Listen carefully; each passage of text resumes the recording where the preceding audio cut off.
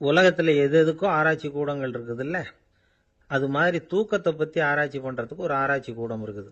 அப்படி ஆராய்ச்சி பண்ணணும்னா அதுக்கு மூழ்கிக்கிட்டு இருக்கணும்ல. அதனால தான் அந்த ஆராய்ச்சி கூடம் இங்கே இல்லை. அமெரிக்காவில் பாஸ்டன் பல்கலைக்கழக மருத்துவமனையில் அது இருக்குது. அங்கே தூக்கத்தை பற்றி பலவிதமான ஆராய்ச்சிகள் பண்ணிகிட்டு இருக்கிறாங்க. அந்த ஆராய்ச்சி கூடத்தில் இயக்குனராக இருக்கிற ஒரு நிபுணர் அவர் என்ன சொல்கிறார் தெரியுமா? உங்களுக்கு தூக்கம் வரலையா, நீங்கள் நல்லா தூங்குறதுக்கு தாராளமாக சில யோசனைகளை என்னால் சொல்ல முடியும் அப்படிங்கிறார். யோசனை தானே, காசா பணமாக கேட்டு வச்சுக்கலாமே. உணவு, மனநிலை, தூங்கும் இடத்தோட சூழ்நிலை, படுக்கைக்கு செல்றப்போ உள்ள பழக்க வழக்கங்கள், இது காரணமாக ஒருத்தருக்கு தூக்கம் வராமல் போகலாம். தூக்கம் வராததுக்கு இதுதான் காரணம்னா அதையெல்லாம் சுலபமாக கட்டுப்படுத்தலாங்கிறார் அவர். தூக்கத்தை வரவழைக்கக்கூடிய ஒரு நல்ல மருந்து உடற்பயிற்சி. ஆனால் ஒன்று, படுக்க போகிற நேரத்தில் இது மாதிரி உடற்பயிற்சிகள் எல்லாம் செய்யக்கூடாது. கொஞ்சம் முன்னாடி பகல்லையே இந்த பயிற்சிகளை செய்கிறது நல்லது. தூக்கம் வராமல் அவதிப்படுறவங்க பிற்பகல் நேரங்களில் காஃபி, டீ இது மாதிரி பானங்களை சாப்பிடக்கூடாது.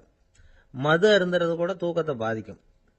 வெது வெதுப்பான நீரில் குளிக்கிறது, தியானத்தில் ஈடுபடுறது, ஓய்வாக இருக்கிறது, படுக்கிறது, அதாவது படுக்கிறதுக்கு முன்னாடி ஒரு குவளை பால் சாப்பிட்றது, இதெல்லாம் தூக்கத்தை வரவழைக்கிறது ரொம்ப உதவியாக இருக்கும். இன்னொரு விஷயம் என்னென்னா, தூங்கி ஆகணுமேங்கிற கவலை வேண்டியதில்லை. அப்படி நினச்சி கவலைப்படுறதை விட்டுடணும். தூக்கம் வரலையா, உடனே படுக்கையை விட்டு எழுந்திருக்க வேண்டியது.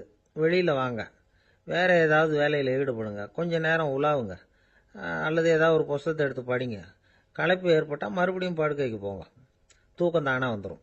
ஒரு விஷயத்தை மட்டும் நல்லா ஞாபகத்தில் வச்சுக்கணும். படுக்கைக்கு போகிறப்போ உங்கள் மற்ற எல்லா பிரச்சனைகளையும் மறந்துடணும். அது எப்படி சார் முடியும்? அந்த நேரம் தானே எல்லா பிரச்சனையும் வரிசையாக ஞாபகத்துக்கு வருது அப்படின்னு நாம் நினைக்கலாம். ஆனால் பழக்கத்தில் அதை நாம் மாற்றிக்க முடியும். கொஞ்சம் முயற்சி பண்ணணும், அவ்வளோதான். இது எல்லாமே ஆராய்ச்சி பண்ணி பார்த்துட்டு அந்த நிபுணர் சொல்கிற கருத்து தான். இன்னொரு விஷயமும் அவர் சொல்கிறார்.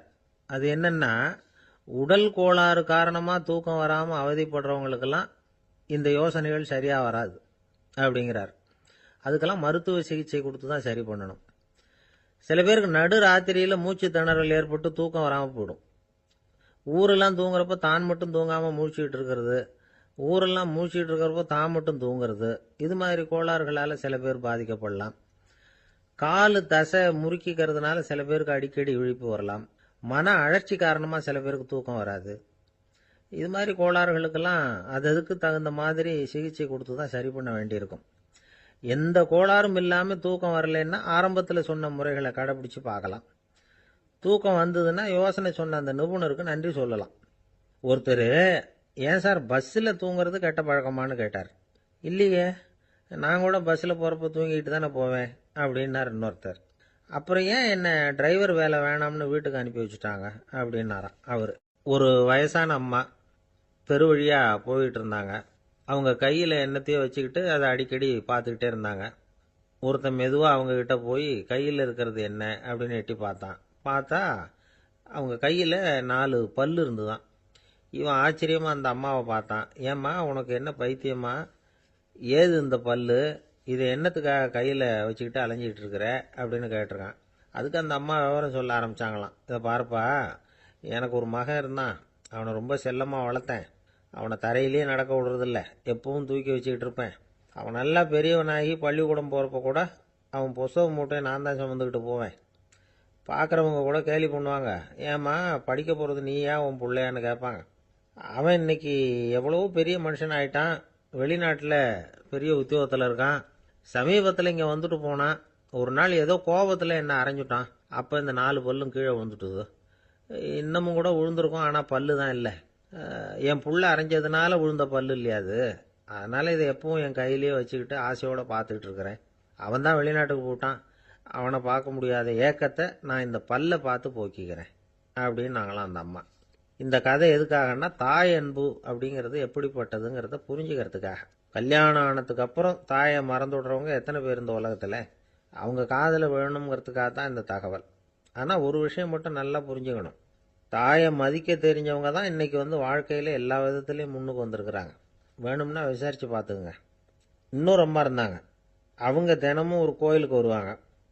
சாமியை பார்த்து, கடவுளே நான் இறந்து போனால் நரகத்துக்கு போகணும் அப்படின்னு வேண்டிக்குவாங்களாம்.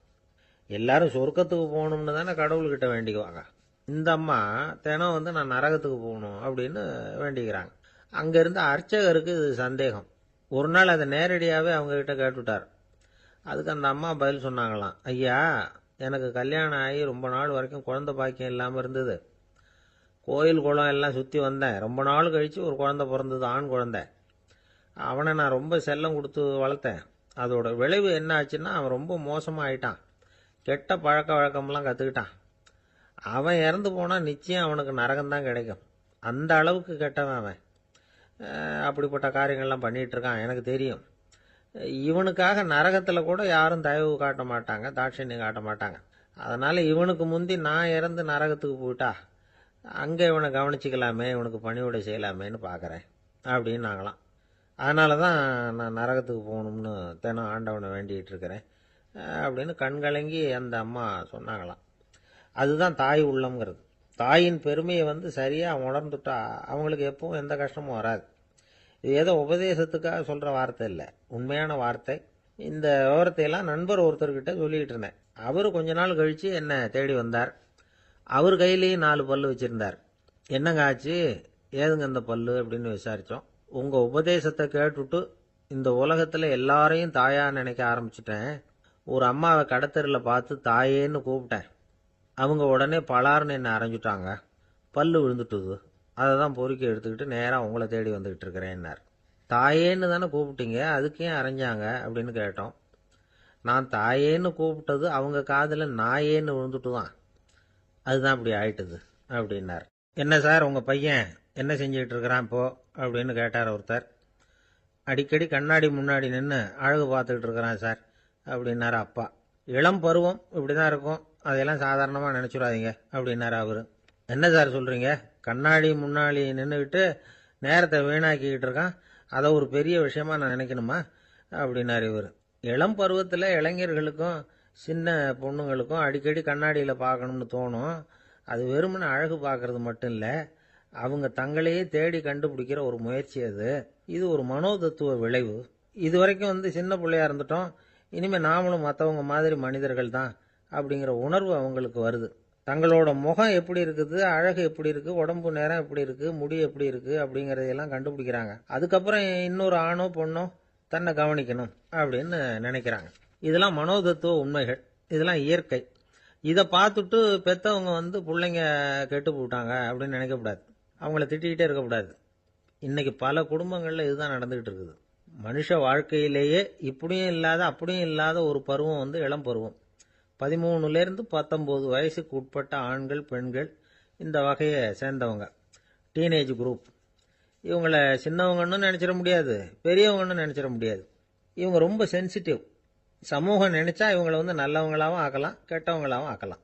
கொஞ்சம் அக்கறை எடுத்துக்கிட்டால் பெரிய பெரிய மேதைகளையும் விஞ்ஞானிகளையும் உருவாக்கலாம். ஆனால் நடக்கிறது என்ன தெரியுமா, அநேகமாக இவங்களை யாருமே சரியாக புரிஞ்சுக்கிறது இல்லை, இவங்களை சரியாக நடத்துறதும் இல்லை.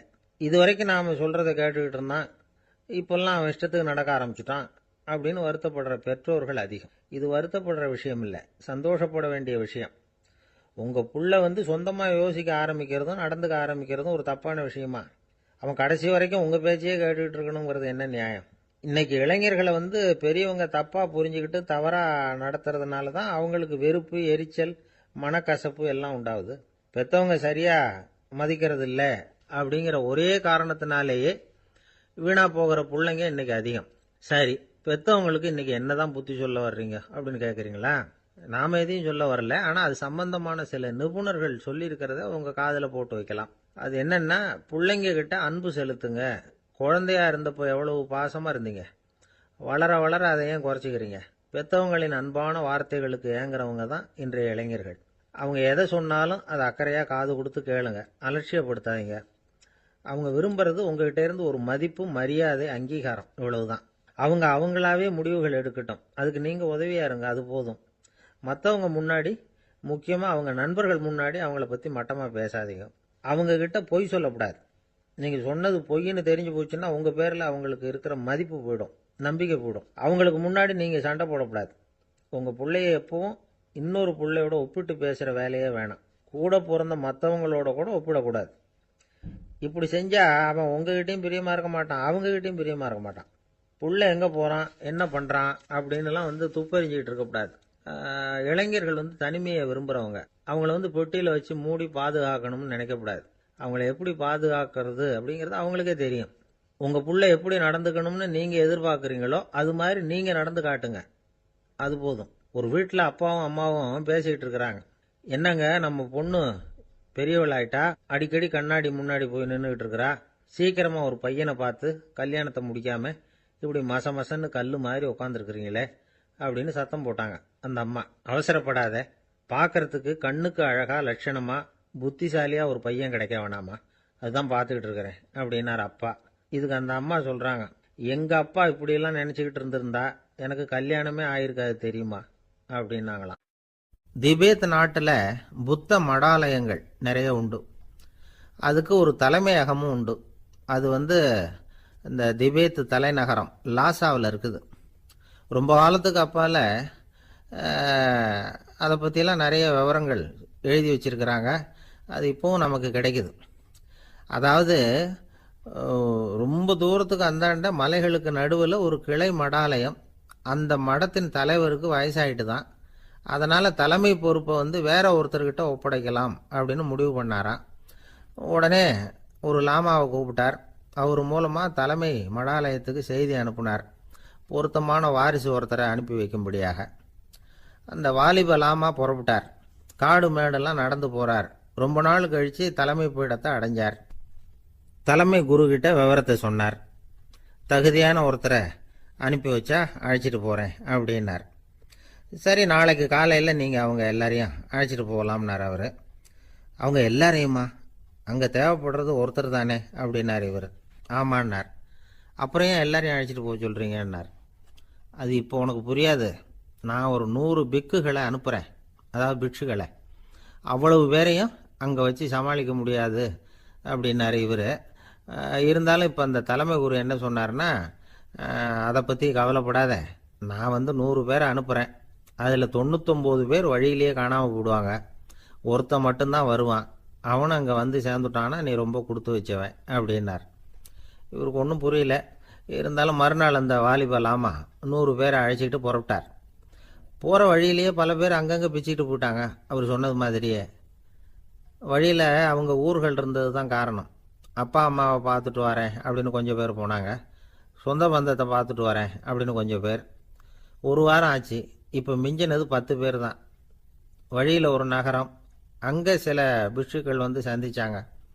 எங்கள் மடத்து தலைவர் இறந்துட்டார், உங்களில் யாராவது ஒருத்தர் எங்களுக்கு தலைவராக முடியுமா அப்படின்னு கேட்டாங்க. 10 பேரும் தயார். அதில் ஒருத்தரை அழைச்சிட்டு அவங்க போயிட்டாங்க. இன்னொரு ஊரில் சில பேர் வந்தாங்க, வழி மறிச்சாங்க. நில்லுங்க, எங்கள் மன்னர் மகளுக்கு திருமணம், அதை நடத்தி வைக்க 3 லாமாக்கள் தேவை அப்படின்னாங்க. இப்படி கொஞ்சம் கொஞ்சமாக எல்லாரும் காலி. கடைசியில் 2 பேரும் மிஞ்சினாங்க. அங்கே ஒரு இளம்பெண் எதிரில் வந்தா. எங்கள் அப்பா வேட்டைக்கு போயிருக்கிறாரு, இன்னும் திரும்பி வரல, வீட்டில் வேறு யாரும் இல்லை, தனியாக இருக்க பயமாக இருக்குது, யாராவது ஒருத்தர் எனக்கு துணையாக இருக்கணும் அப்படின்னு கேட்டுக்கிட்டா. எங்கள் 2 பேரில் நீயே ஒருத்தரை தேர்ந்தெடுத்துக்கோ, இல்லைன்னா எங்களுக்குள்ளே சண்டை வந்துடும் அப்படின்னாங்க. இப்போ மிஞ்சினவர் ஒருத்தர். அவருக்கும் ஒரு சோதனை வந்தது. ஒரு தர்க்கவாதி எதிரில் வந்தான். உன்னோட வாதம் பண்ணணும்னா.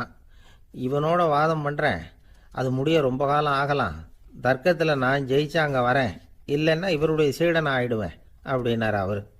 கடைசியாக அழைக்க வந்த வாலிபலாமா மட்டும் வெறுங்கையோடு திரும்பி போனார்.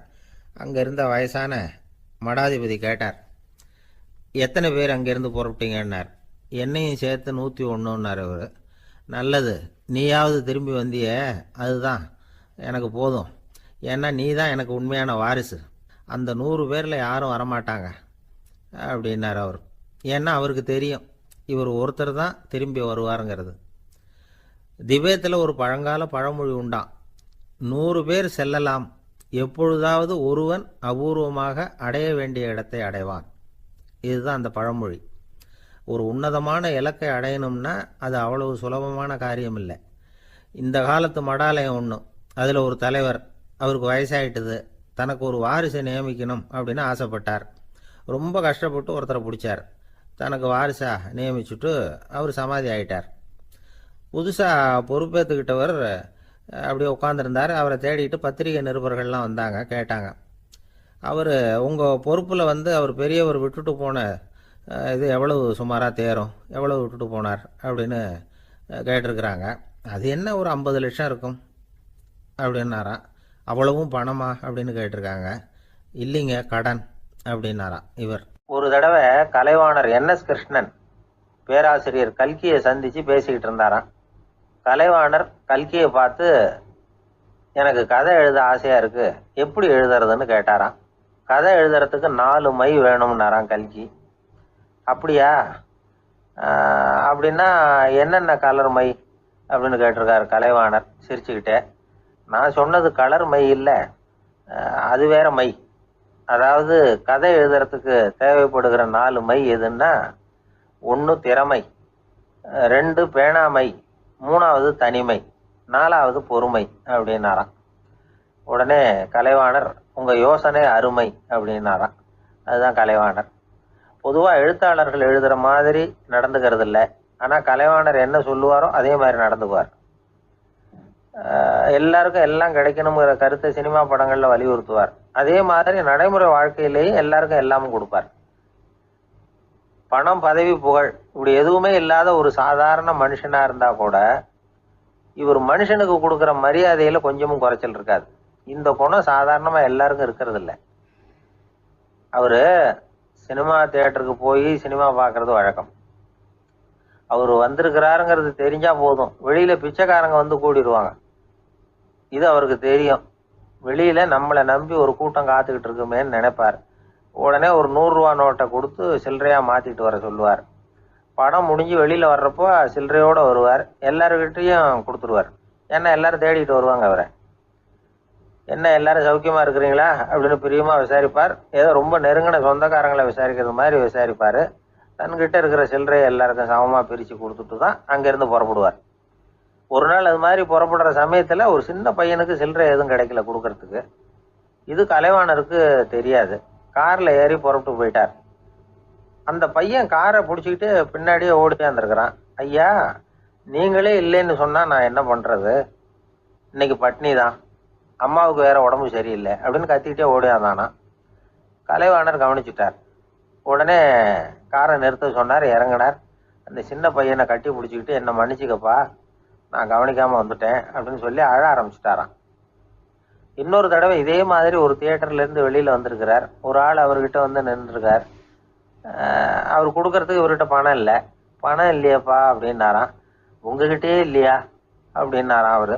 கலைவாணருக்கு மனசு ரொம்ப சங்கடமாக போச்சு. உடனே புறப்பட்டு வீட்டுக்கு போனார். அங்கே இங்கே தேடி பார்த்து அங்கேருந்த கொஞ்சம் நெஞ்ச சில்லறை எடுத்தார். காரு டிரைவரை கூப்பிட்டார். தியேட்டர் வாசலில் நின்றுக்கிட்டு இருந்த ஆசாமியோட அங்க அடையாளங்களை சொன்னார்.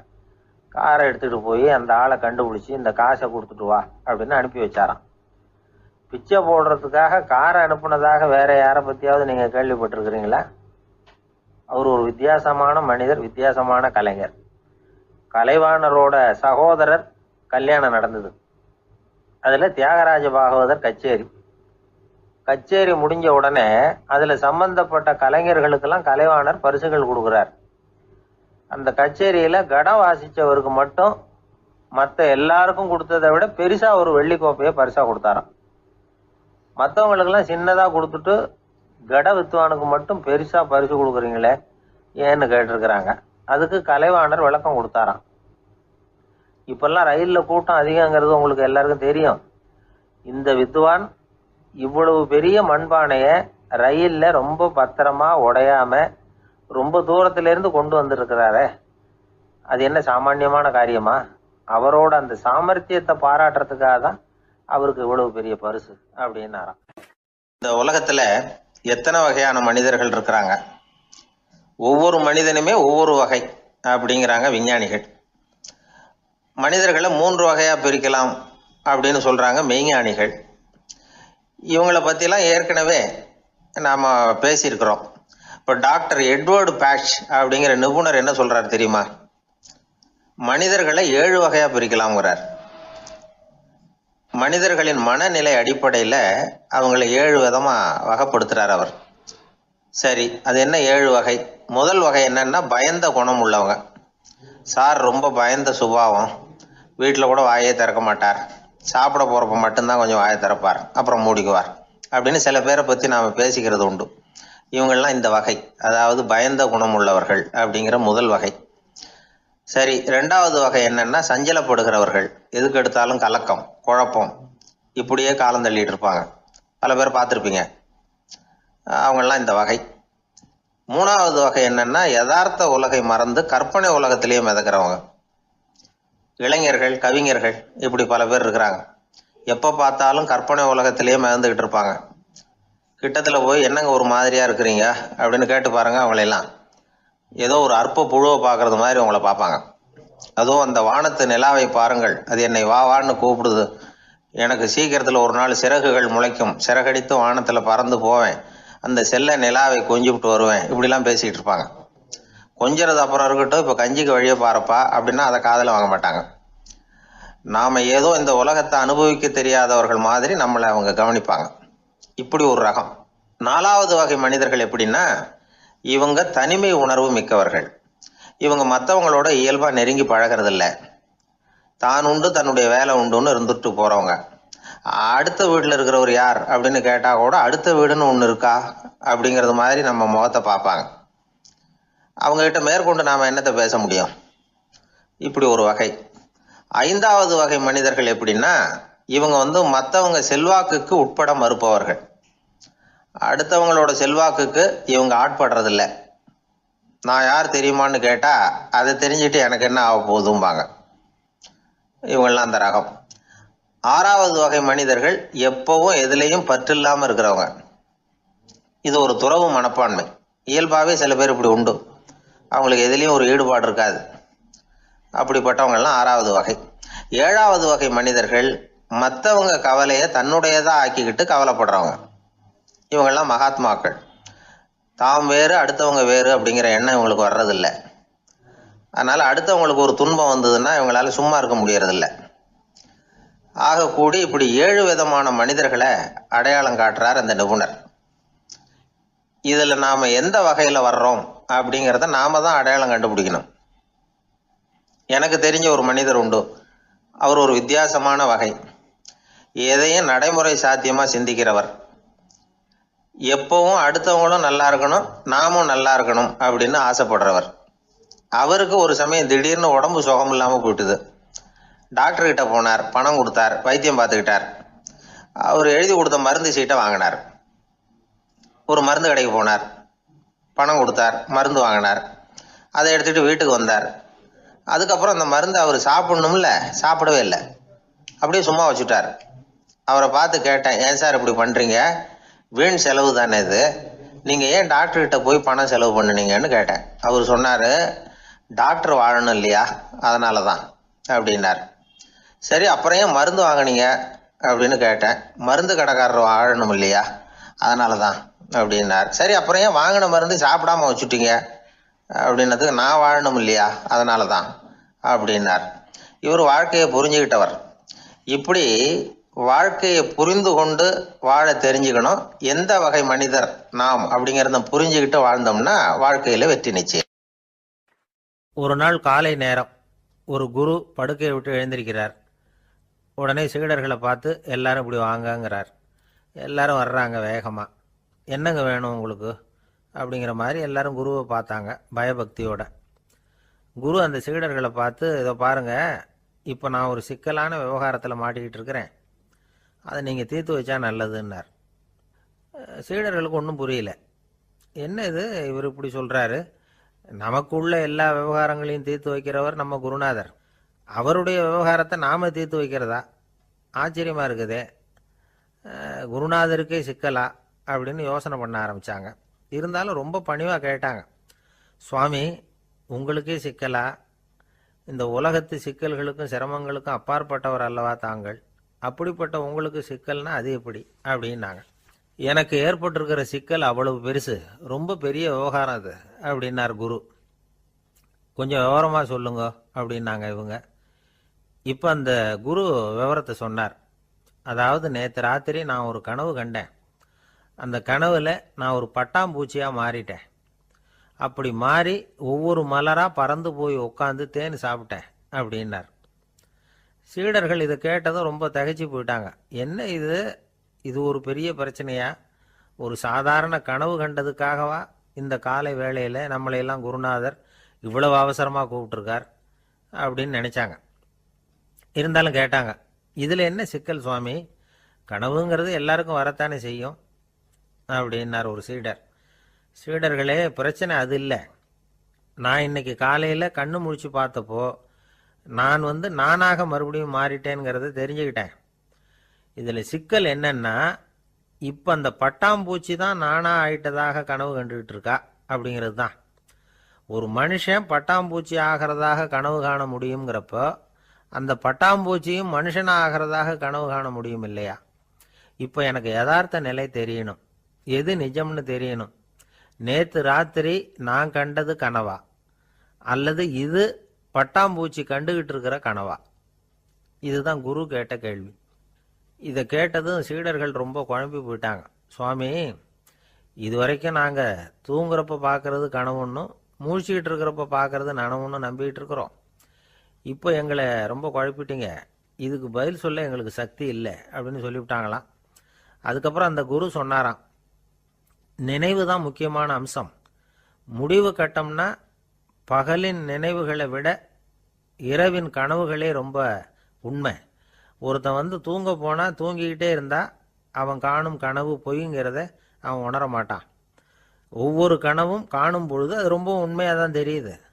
ஒரு கனவு கூட உண்மை இல்லைன்னு கனவுல தோன்றுவதே இல்லை அப்படின்னார் குரு. அகில வாழ்வு அத்தனையும் சொற்பனம் கண்டாய் அப்படிங்கிறார் தாயுமானவர். ஆகையினால நம்ம கனவுலேருந்து நாம் என்னைக்கு முழிச்சிக்க போகிறோம் அப்படிங்கிறது தான் ஒரு முக்கியமான கேள்வி. ஒருத்தர் வந்தார், காலில் கட்டோடு வந்தார். என்னங்க காலில் கட்டுன்னு? சார், நேற்று ராத்திரி தூக்கத்தில் எங்கள் வீட்டு கூரையில் ஏணியை சாத்தி வச்சு இறங்கினப்போ வழுக்கி விழுந்து காலை உடச்சிக்கிட்டேன்னார். உங்கள் வீட்டில் தான் ஏணியே கிடையாது சார் அப்படின்னு. உண்மைதான் சார், நான் கீழே விழுந்து முழிச்சுக்கிட்டதுக்கு அப்புறம் தானே ஏணி இல்லைங்கிறது எனக்கு ஞாபகம் வந்தது அப்படின்னார். இப்போ மேலே எனக்கு அளவு கடந்த அன்பு அப்படின்னு யாராவது சொன்னால் அதை அலட்சியமாக நினச்சிடக்கூடாது. அது கொஞ்சம் சீரியஸான விஷயம். அளவுக்கு மிஞ்சினா எதுவுமே இடைஞ்சல் தானே. அன்பும் அப்படி தான். அன்பு அதிகமாக இருந்தால் அது எப்படி கெடுதல் பண்ணும் அப்படிங்கிற சந்தேகம் உங்களுக்கு வரலாம். தசரதன் கதை என்னாச்சு? கைகேயி மேலே வச்சு அளவு கடந்த அன்பு ராமன் காட்டுக்கு போகிறாப்புல ஆயிட்டுதுல்ல. தசரதன் எப்பேற்பட்ட அரசன்? விஸ்வாமித்திரர் சொல்கிறார், என்ன மாதிரி முனிவர்களுக்கும் தேவர்களுக்கும் ஏதாவது கஷ்டம் வந்தால் முதல்ல முருகன் கிட்ட போவோம், அப்புறம் பரமசிவனை போய் பார்ப்போம், அதுக்கப்புறம் திருமால்கிட்ட போவோம், அப்புறம் பிரம்மன் இந்திரன் இவங்களெல்லாம் போய் பார்ப்போம். இவங்களாலையெல்லாம் முடியலன்னா கடைசியில் அயோத்திக்கு வருவோங்கிறார். உன்னை விட்டால் வேற கதி உண்டோ அப்படின்னு தசரதனை பார்த்து விஸ்வாமித்திரரே சொல்கிறார். அப்பேற்பட்ட அரசன் தசரதன் கைகேயி காலில் விழறான். உன் பாதங்களை தொட்டு கெஞ்சி கேட்டுக்கிறேன், ராமனை காட்டுக்கு அனுப்பாதேங்கிறான். தசரதனுடைய இந்த நிலைமைக்கு என்ன காரணம்? அவன் கைகேயி மேலே வச்ச அளவு கடந்த அன்பு தான் காரணம். இப்போ சொல்லுங்க, அன்பா இருந்தாலும் அது அளவுக்கு மீறி போனால் கெடுதல் பண்ணுமா பண்ணாதா? அது மட்டும் இல்லை, அளவு கடந்த அன்பு நீதிக்கும் நியாயத்துக்கும் புறம்பான காரியங்களையும் செய்ய வச்சிரும். தசரதன் மிகச்சிறந்த நீதிமான், தர்மத்துக்கு விரோதமாக ஒரு காரியமும் செய்யாதவன். அப்பேற்பட்டவன் தன்னுடைய மனைவியை பார்த்து என்ன சொல்கிறான் தெரியுமா? உனக்காக நான் என்ன செய்யணும்னு சொல்லு செய்கிறேன். ஒரு குற்றமும் செய்யாத ஒருத்தனை கொல்லணுமா கொல்றேன். மரண தண்டனை விதிக்கப்பட்ட ஒருத்தனை விடுதலை செய்ய சொல்றியா செய்கிறேன். எந்த பிச்சைக்காரனையாவது கோடீஸ்வரனாக சொல்றியா ஆக்குறேன், அல்லது கோடீஸ்வரனை பிச்சைக்காரன் ஆக்கணுமா ஆக்குறேன் அப்படிங்கிறான். நீதிக்கு விரோதமான இந்த பாவங்களை செய்யறதுக்கு அப்பேற்பட்ட அரசன் எப்படி துணிஞ்சான்? மனைவி பேரில் வச்ச அளவு கடந்த அன்பு தான் காரணம். திரிசூலம், வஜ்ராயுதம், வாள் இதுகளால் தாக்கப்பட்டா கூட அதையெல்லாம் கொஞ்சம் கூட லட்சியம் பண்ணாத ஒருத்தன் காமதேவனுடைய மலர் அம்புகள் தாக்குனா அதை அவனால் தாக்கு பிடிக்க முடியல, விழுந்துடுறான். காமதேவனுக்குள்ள மகிமையே அதுதாங்கிறார் துளசிதாசர். அதனால தான் பெரியவங்கள்லாம் என்ன சொல்கிறாங்கன்னா, எதையும் அளவுக்கு மீறி செய்யாதேங்கிறாங்க. அப்பா, அம்மா, மனைவி, மக்கள் எல்லார் பேர்லேயும் அன்பு அவசியம்தான். ஆனால் அந்த அன்பு அறிவுக்கு புறம்பாக இருக்கக்கூடாது, அளவுக்கு மீறி இருக்கக்கூடாது. அப்போ தான் வாழ்க்கை சுகமாக இருக்கும். இல்லைன்னா அவஸ்தை தான். அளவுக்கு மீறின அன்புங்கிறது புரியுது, அது சரி. அறிவுக்கு புறம்பான அன்புங்கிறது எப்படி? ஒரு தாய்க்கு ஜலதோஷம் அல்லது ஏதோ ஒரு தொற்று நோயின்னு வச்சுங்களேன். அந்த அம்மாவுக்கு தன்னுடைய குழந்தை பேரில் அளவு கடந்த அன்பு. தனக்கு நோய் இருக்கு, அது அடுத்தவங்களுக்கு தொற்றக்கூடியது அப்படின்னு தெரிஞ்சிருந்தோம் அன்பை காட்டுறதுக்காக அந்த குழந்தைக்கு முத்தம் கொடுக்குறேன்னு தூக்கி வச்சுக்கிட்டு கொஞ்சம் ஆரம்பிச்சதுன்னு வச்சுக்கோங்க, அது நல்லா இருக்குமா? இதுதான் அறிவுக்கு புறம்பான அன்புங்கிறது. அது மாதிரி விலங்குகள்கிட்ட அன்பாயிருன்னு சொல்கிறோம். அதுக்காக புலிக்கு முத்தம் கொடுக்க முடியுமா? அப்படி கொடுத்தா அது அறிவுக்கு புறம்பான அன்பு. அதனால் அன்பு கூட அறிவுபூர்வமாக இருக்கணும் அப்படிங்கிறத இன்னைக்கு தகவல் மூலமாக நாம் புரிஞ்சுக்கணும். இந்த காலத்து காதலன் தன்னுடைய காதலிகிட்ட சொன்னானாம், இதை பாரு, உன் பேரில் எனக்கு அளவு கடந்த அன்பு, உனக்காக என்ன செய்யணும் சொல்லு செய்கிறேன், நெருப்பில் நடக்கணுமா நடக்கிறேன், நீரில் குதிக்கணுமா குதிக்கிறேன், உயிரையே கொடுக்கணுமா கொடுக்குறேன் அப்படின்னா. சரி, வர்றேன் ஞாயிற்றுக்கிழமை சாயந்தரம் 6 மணிக்கு இதே இடத்துக்கு வாங்க அப்படின்னுது அந்த பொண்ணு. இவன் கொஞ்சம் யோசனை பண்ணி பார்த்துட்டு, அன்னைக்கு மழை பெய்யாமல் இருந்தால் வந்துடுறேன் அப்படின்னானா. ஒரு காட்டில் ஒரு முனிவர் இருந்தார். ஒரு நாள் அவரை தேடிட்டு 4 பேர் வந்தாங்க. சுவாமி, எங்களுக்கு ரொம்ப நாளாக ஒரு சந்தேகம்னாங்க. என்னன்னு கேட்டார். இந்த உலகத்தில் எவ்வளவோ காரியங்கள் நடக்குது, எது நியாயம் எது அநியாயம் அப்படின்னு புரிஞ்சுக்க முடியலன்னாங்க. அது யாராலையும் புரிஞ்சுக்க முடியாதுன்னார் முனிவர். வந்தவங்களுக்கு ஆச்சரியமா போச்சு, ஒரு மாதிரியா பார்த்தாங்க. இதை முனிவர் கவனிச்சார். சரி, புறப்படுங்க என்னோடன்னார். எங்கன்னு கேட்டாங்க. இப்போ உங்க 4 பேரையும் ஒரு புஷ்பக விமானத்தில் அழைச்சிட்டு போறேன். இந்த உலகத்துல சர்வசாதாரணமா நடக்கக்கூடிய ஒரு காட்சியை உங்களுக்கு காட்ட போறேன். நீங்க பார்க்க போற அந்த காட்சி நியாயமா அநியாயமா அப்படிங்கிறத என்கிட்ட சொல்லணும். நீங்க சரியான பதில் சொன்னா புஷ்பக விமானத்துல தொடர்ந்து பிரயாணம் பண்ணலாம். தவறான பதில் சொன்னா இந்த புஷ்பக விமானம் உங்களை கீழே தள்ளி விட்டுரும் அப்படின்னார். 4 பேருக்கும் பயம்தான், இருந்தாலும் முனிவர் கூப்பிடுறாரு அப்படின்னு சொல்லி புறப்பட்டாங்க. அவங்க எல்லாரும் புறப்பட்டு ஒரு காட்டு வழியா போய்கிட்டு இருக்கிறாங்க புஷ்பக விமானத்துல. அங்க நடக்கிற ஒரு காட்சியை காட்டுறார் முனிவர். அதோ அங்க பாருங்கன்னார். அந்த விமானத்துல இருந்தபடியே எல்லாரும் கீழே குனிஞ்சு பாக்குறாங்க. அங்க ஒரு தாய் புலி அப்பதான் குட்டி போட்டிருக்கு. குட்டிகளை ஈன்ற உடனே பசிக்கு இறை தேடி அந்த பக்கமா வருது. அதே நேரம் ஒரு தாய் மான், அதுவும் அப்பதான் குட்டி போட்டிருக்கு.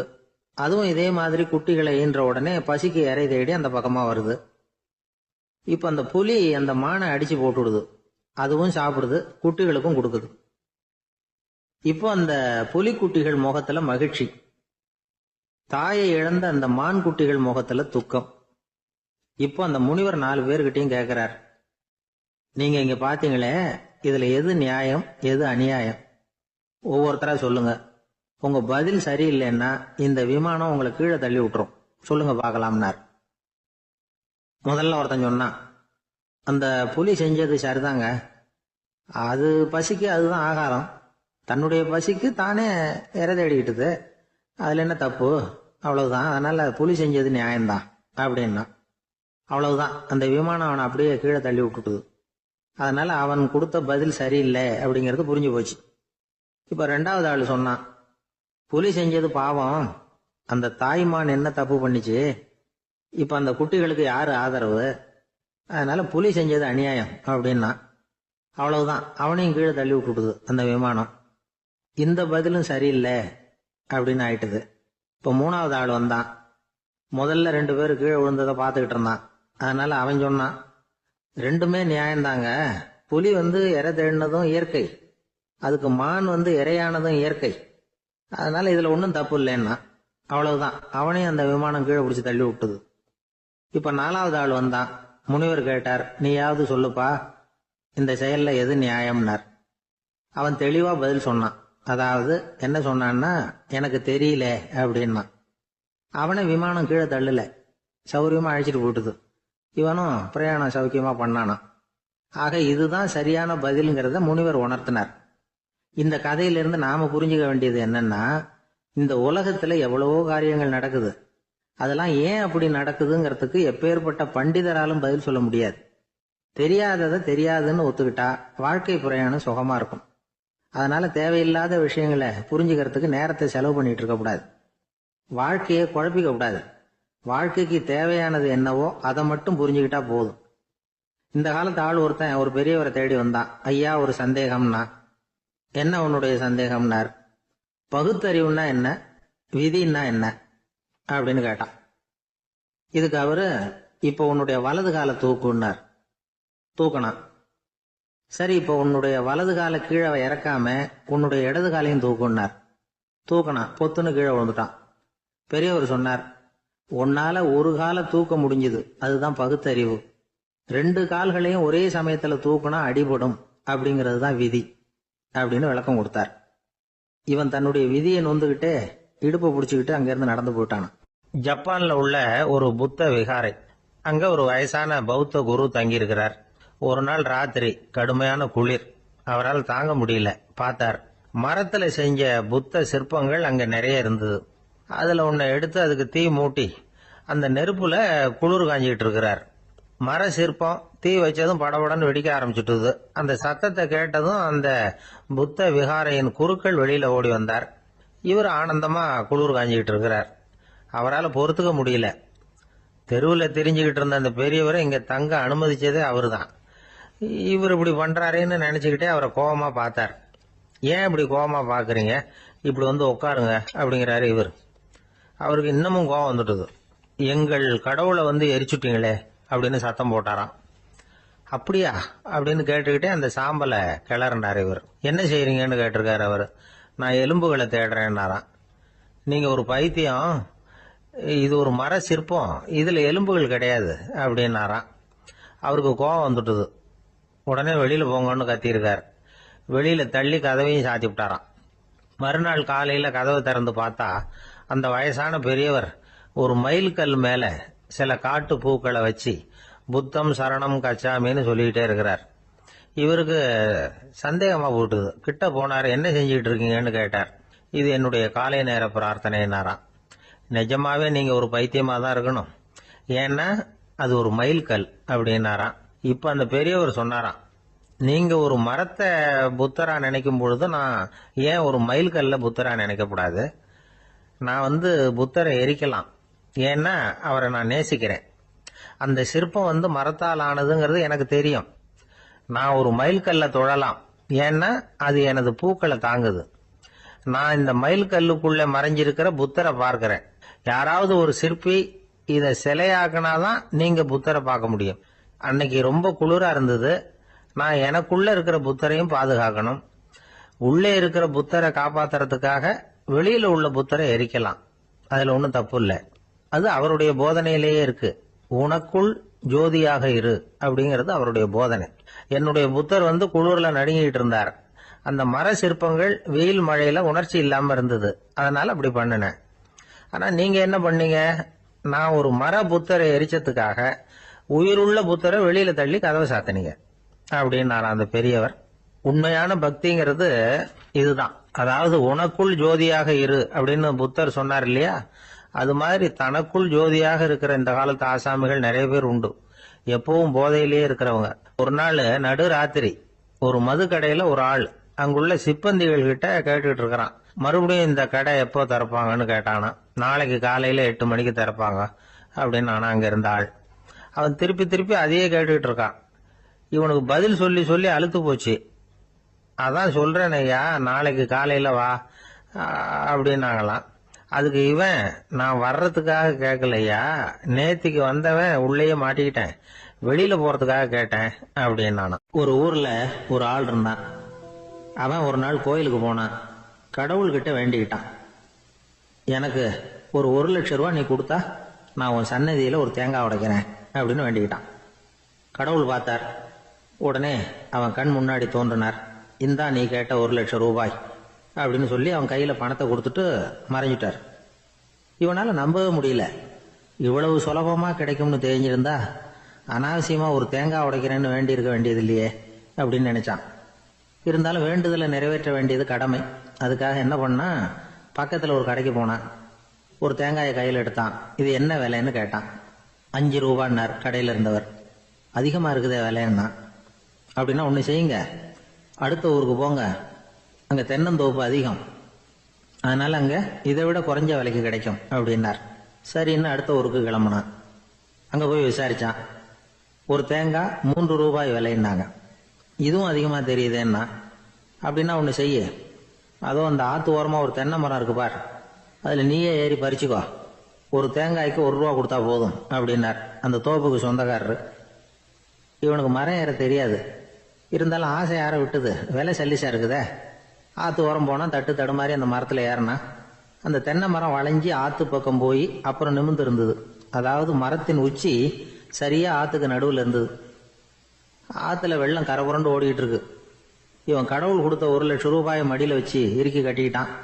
உச்சிக்கு போய் காய் பறிக்கிற சமயத்தில் காற்று மழையும் பலமாக கலந்து அடிக்க ஆரம்பிச்சுட்டுது.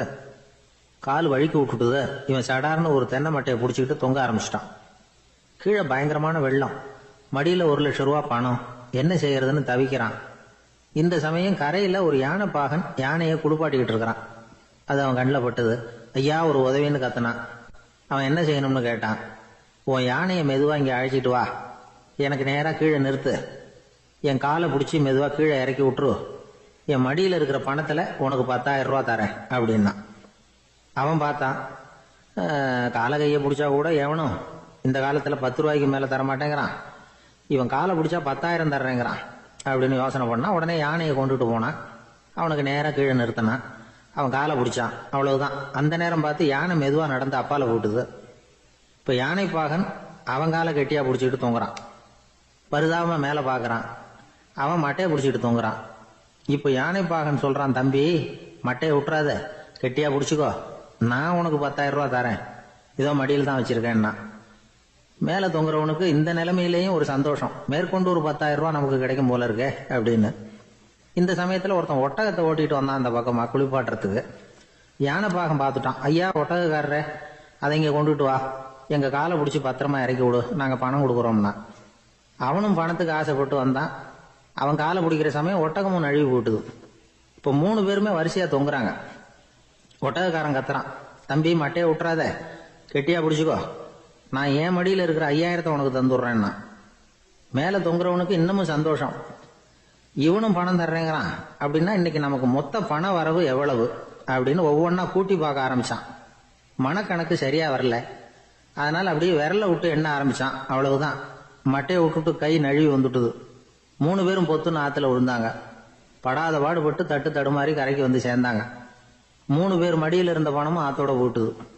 பேராசை பெருநஷ்டம் அப்படின்னு ஒரு பழமொழி இருக்குல்ல, அதை விளக்கறதுக்காக சொல்லப்பட்ட கதை இது.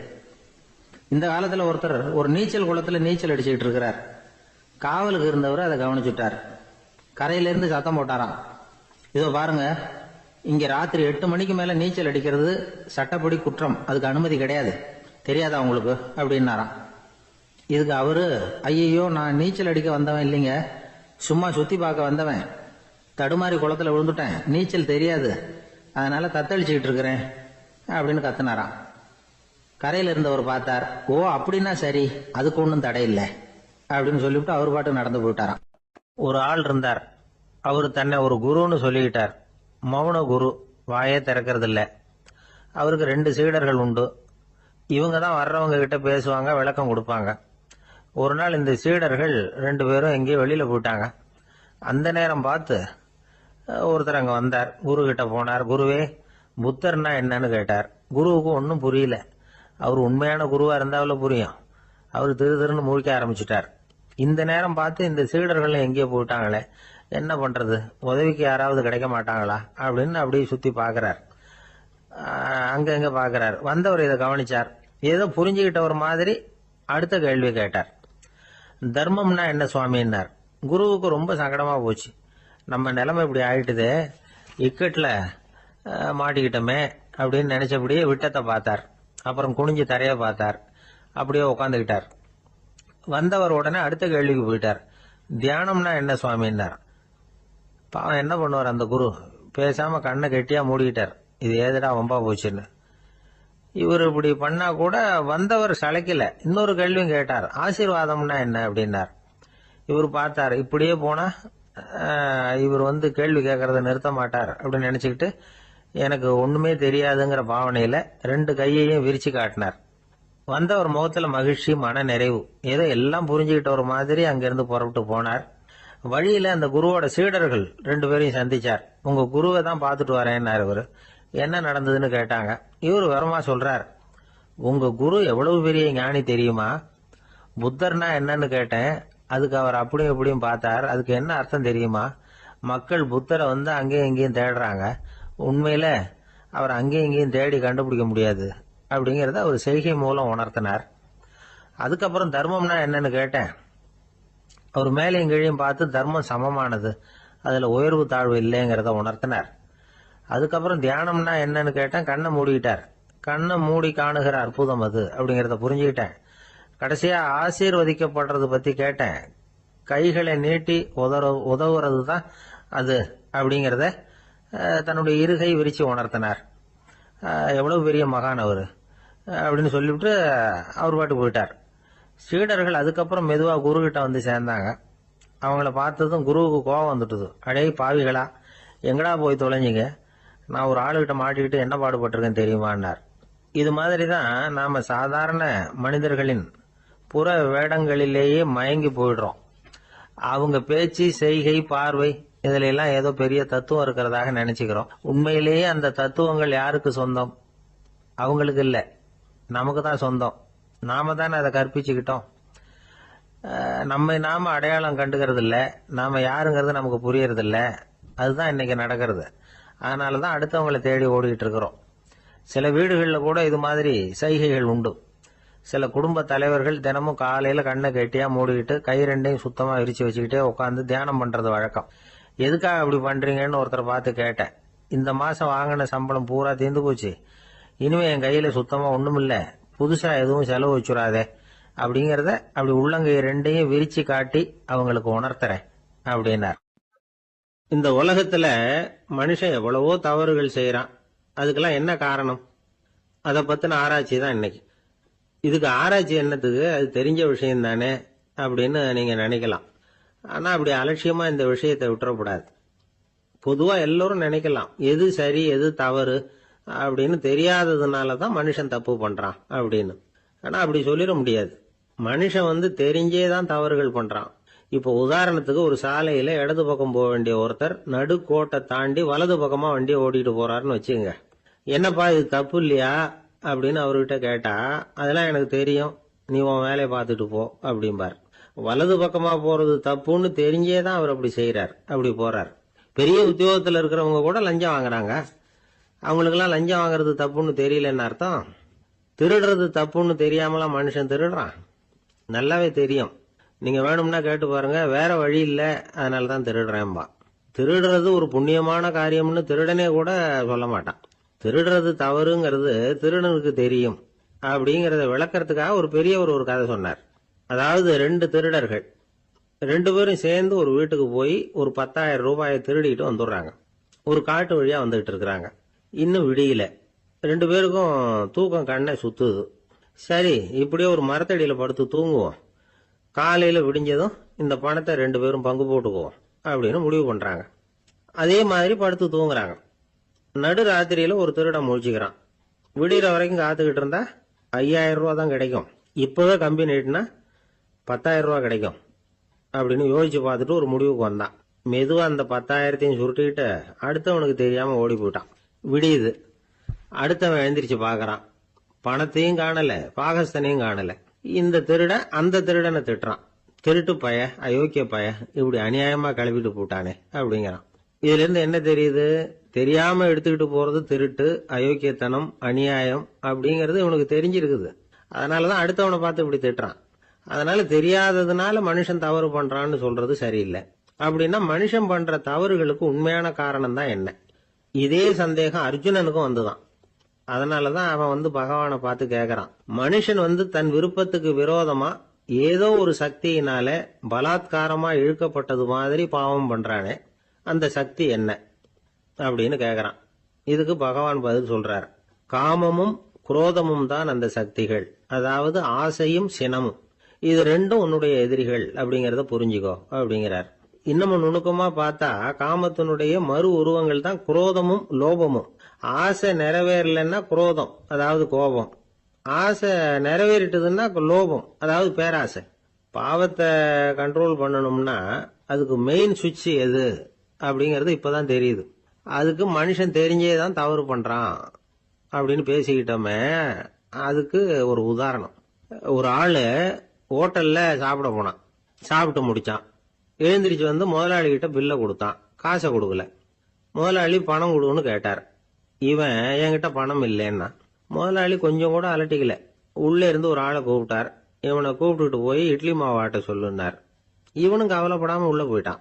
அப்போ அழைச்சிட்டு போற ஆளு கேக்குறான், ஏன் சார் சாப்பிடுறதுக்கு முன்னாடி காசு இல்லைங்கிறது உங்களுக்கு தெரியாதா அப்படின்னு கேக்குறான். தெரியும், காசு இல்லைங்கிறதும் தெரியும், காசு இல்லாம சாப்பிட்டா மாவாட்டணுங்கிறதும் தெரியும் அப்படின்னா அந்த ஆள். அப்படின்னா நீங்க உங்க வீட்லயே சாப்பிட்டு இருக்கலாமே அப்படின்னு கேக்குறான் அவன்.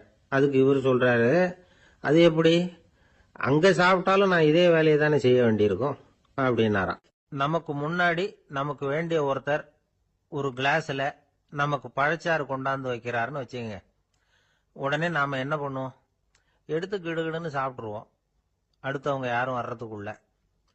அதை விட்டுட்டு அதை கொண்டாந்து வச்சவர்கிட்டயே அதோட விலை என்ன அப்படி இப்படின்னு நான் கேட்டுக்கிட்டு இருப்போம். நாம கேட்க மாட்டோம். ஆனா காந்திஜி அப்படி கேட்டாராம். எப்ப தெரியுமா, 1935. அந்த வருஷம் மே மாசத்துல ஒரு நாள் காந்திஜி டெல்லியில இருக்கிறார். அப்ப அவருக்கு 2 டம்ளர் மாம்பழச்சாறு கொண்டாந்து கொடுக்குறாங்க. அதை வாங்குறார். இதோட விலை என்ன அப்படின்னு கேட்டார் காந்திஜி. யாருகிட்ட கேட்டாருன்னா மனுபென் காந்தி கிட்ட கேட்கிறார். அவங்க தான் கொண்டாந்து கொடுக்குறாங்க.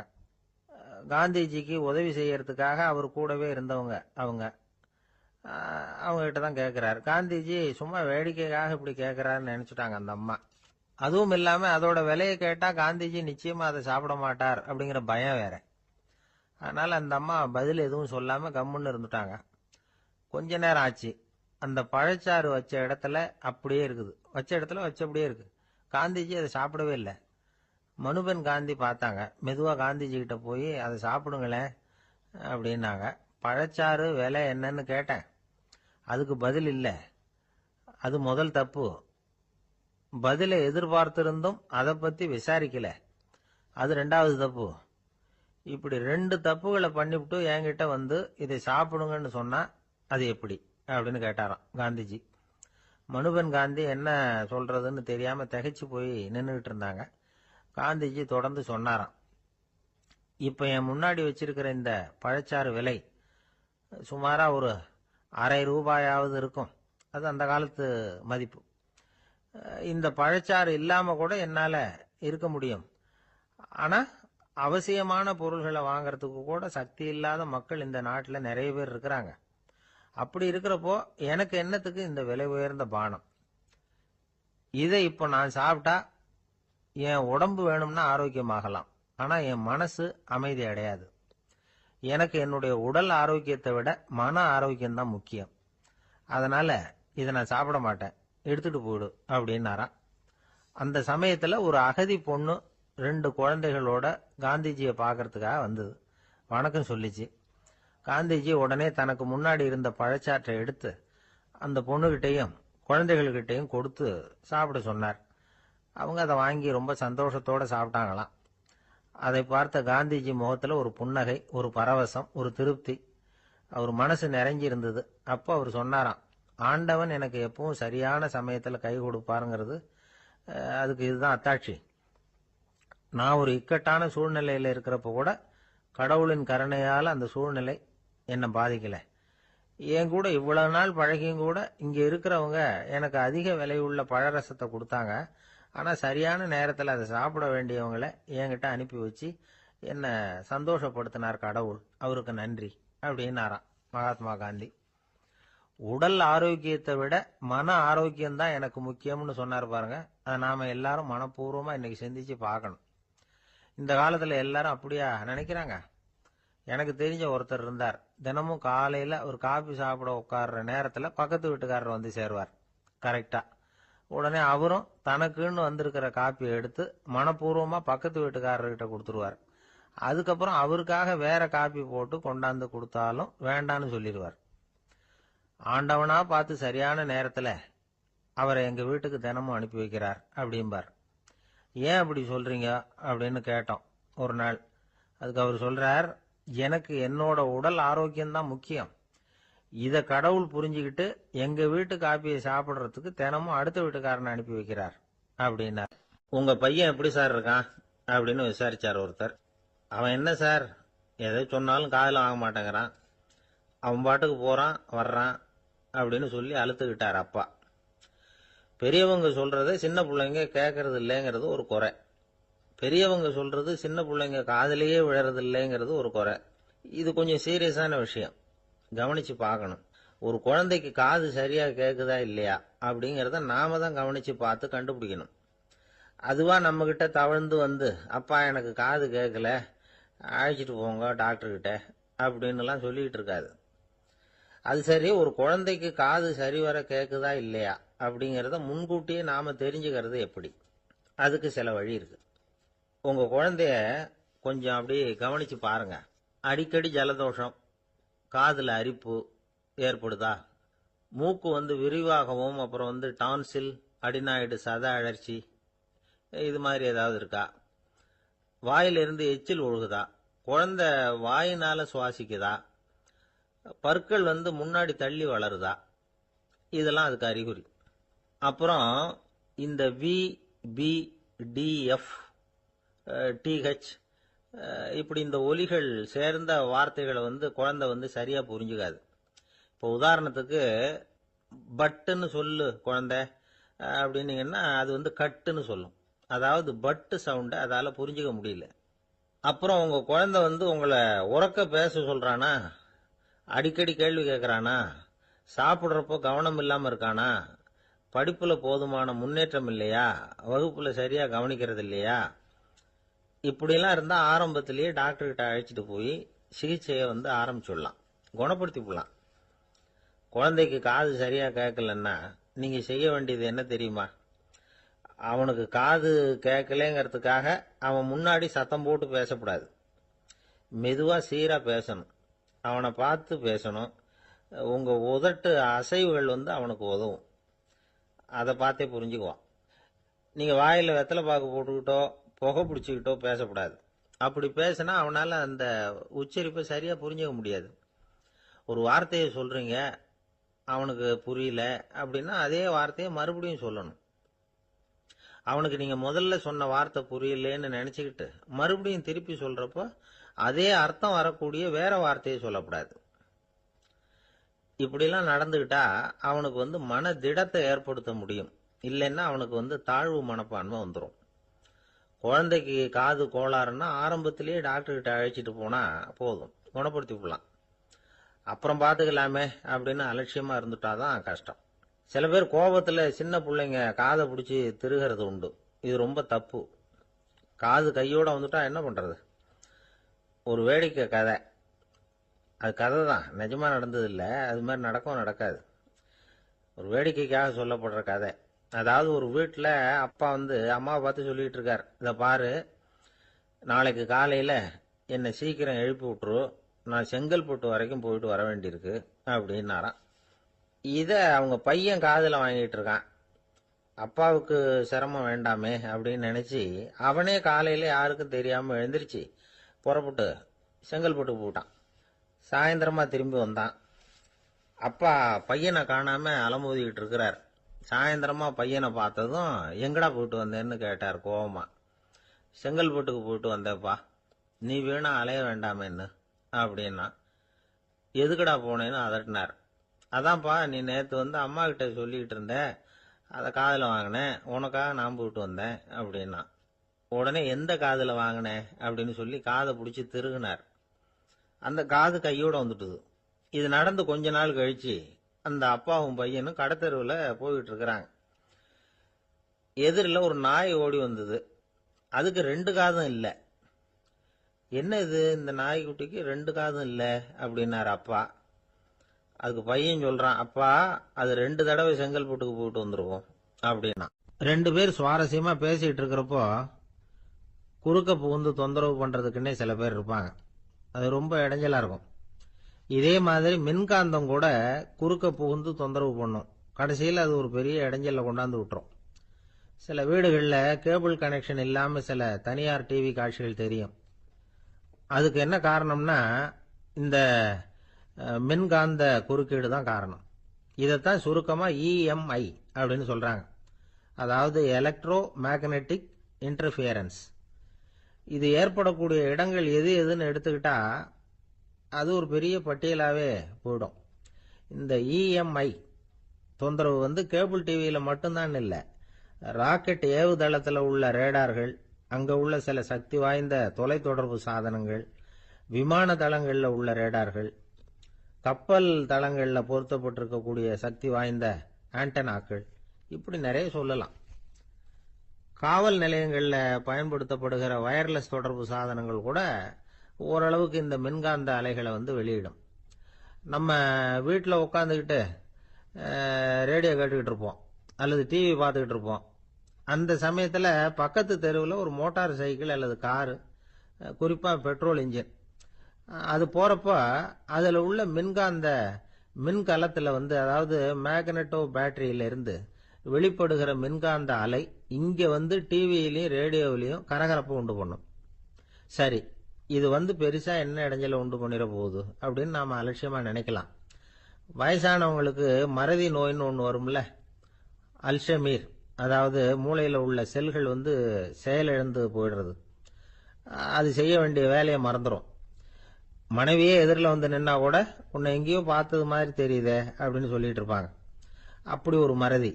இந்த விசித்திரமான நோய்க்கு இதுவரைக்கும் மருந்தே இல்லைன்னு வேற சொல்றாங்க. இந்த மைக்ரோ ஓவன் அப்படின்னு சொல்லக்கூடிய சமையல் அடுப்புகள் கூட மின்காந்த அலைகளை வெளியிடுது. சமயத்தில் சில தொழிற்சாலைகளில் கூட பெரிய விபத்துக்களை இந்த இஎம்ஐ உண்டு பண்ணிவிடும். இதை பத்தி தீவிரமா சிந்திக்க ஆரம்பிச்சதே ஒரு விபத்துக்கு பிறகுதான். அமெரிக்காவுக்கும் வியட்நாமுக்கும் இடையில போர் நடந்ததே, அந்த சமயம் அமெரிக்காவுக்கு சொந்தமான விமானம் தாங்கி கப்பல் ஒன்று வியட்நாமை தாக்கிறதுக்கு தயாரா ஏவுகணைகளோட கடல்ல நிறுத்தி வைக்கப்பட்டிருந்தது. தற்செயலா அந்த பகுதியில கப்பல் தொலைத்தொடர்பு பகுதிக்கு அருகில ஊடுருவிய இந்த சக்தி வாய்ந்த ரேடியோ அலைகள் ஏவுகணையில இருந்த மின்னணு சர்க்கியூட்டை பூர்த்தி செஞ்சு வச்சுட்டுது. அவ்வளவுதான், ஏவுகணை அங்கேயே வெடிச்சு செதறி போச்சு. 130 பேர் அந்த இடத்திலேயே உடல் கருகி செத்து போட்டாங்க. ஏகப்பட்ட பொருள்கள் நாசம். இந்த விபத்துக்கான காரணம் என்னங்கிறத உடனடியா யாராலையும் கண்டுபிடிக்க முடியல. ரொம்பவும் கடுமையா முயற்சி பண்ணி கடைசியா கண்டுபிடிச்சாங்க, இது இந்த இஎம்ஐ வேலை தான் அப்படின்னு. மின்னணு தொலைபேசிகள் இருக்கு, இதுல பேசும்பொழுது நம்ம காதை அதாவது செவியை ஊடுருவக்கூடிய மின்காந்த அலையானது மூளைக்கு போய் அங்க மூளை கட்டிகளை உருவாக்க ஊக்கம் கொடுக்குது அப்படின்னு வேற கண்டுபிடிச்சிருக்கிறாங்க.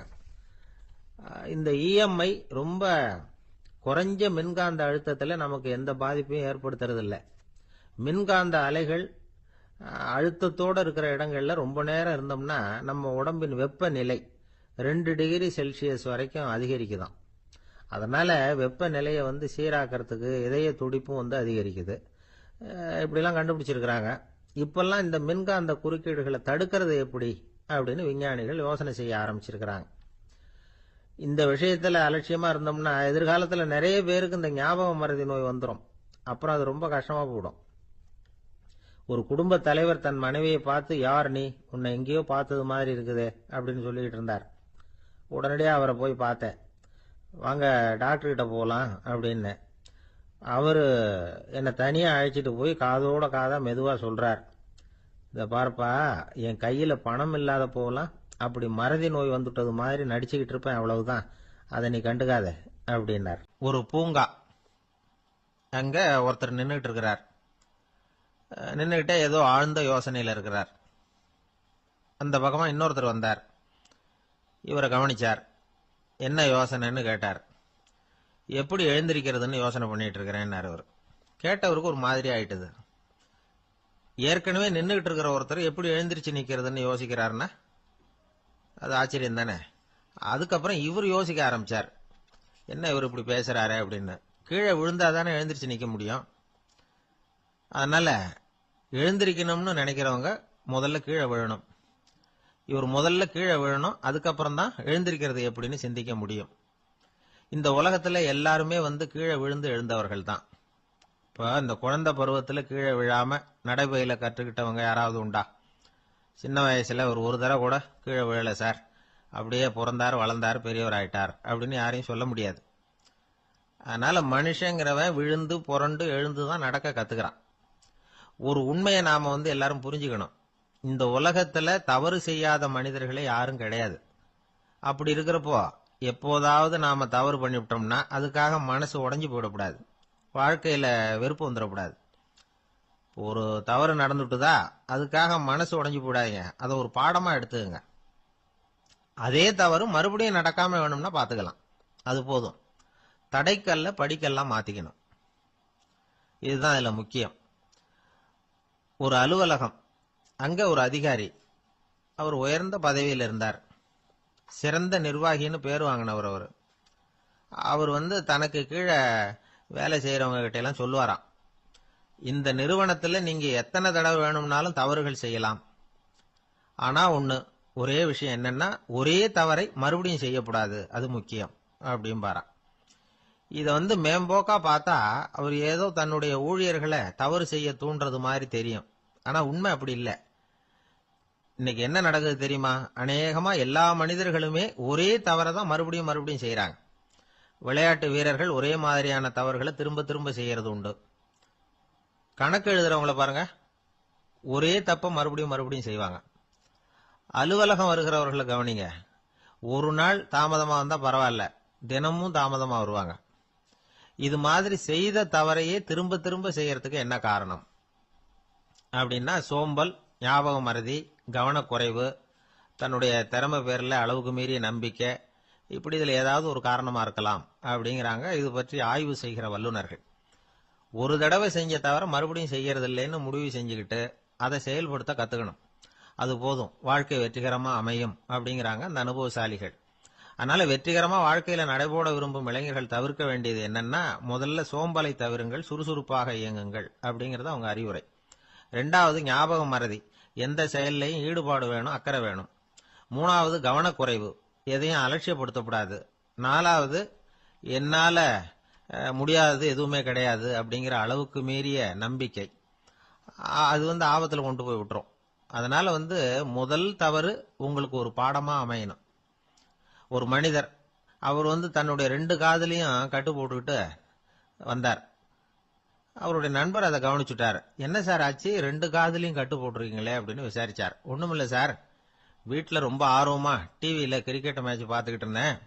அப்போ என்னுடைய மனைவி துணிகளுக்கு அயர்ன் பண்ணிட்டு இருந்தாங்க. அயர்ன் பாக்ஸை அப்படியே வச்சுட்டு அடுப்பங்கரைக்கு போயிட்டாங்க. அந்த சமயம் பார்த்து டெலிபோன் பண்ணி அடிச்சுது.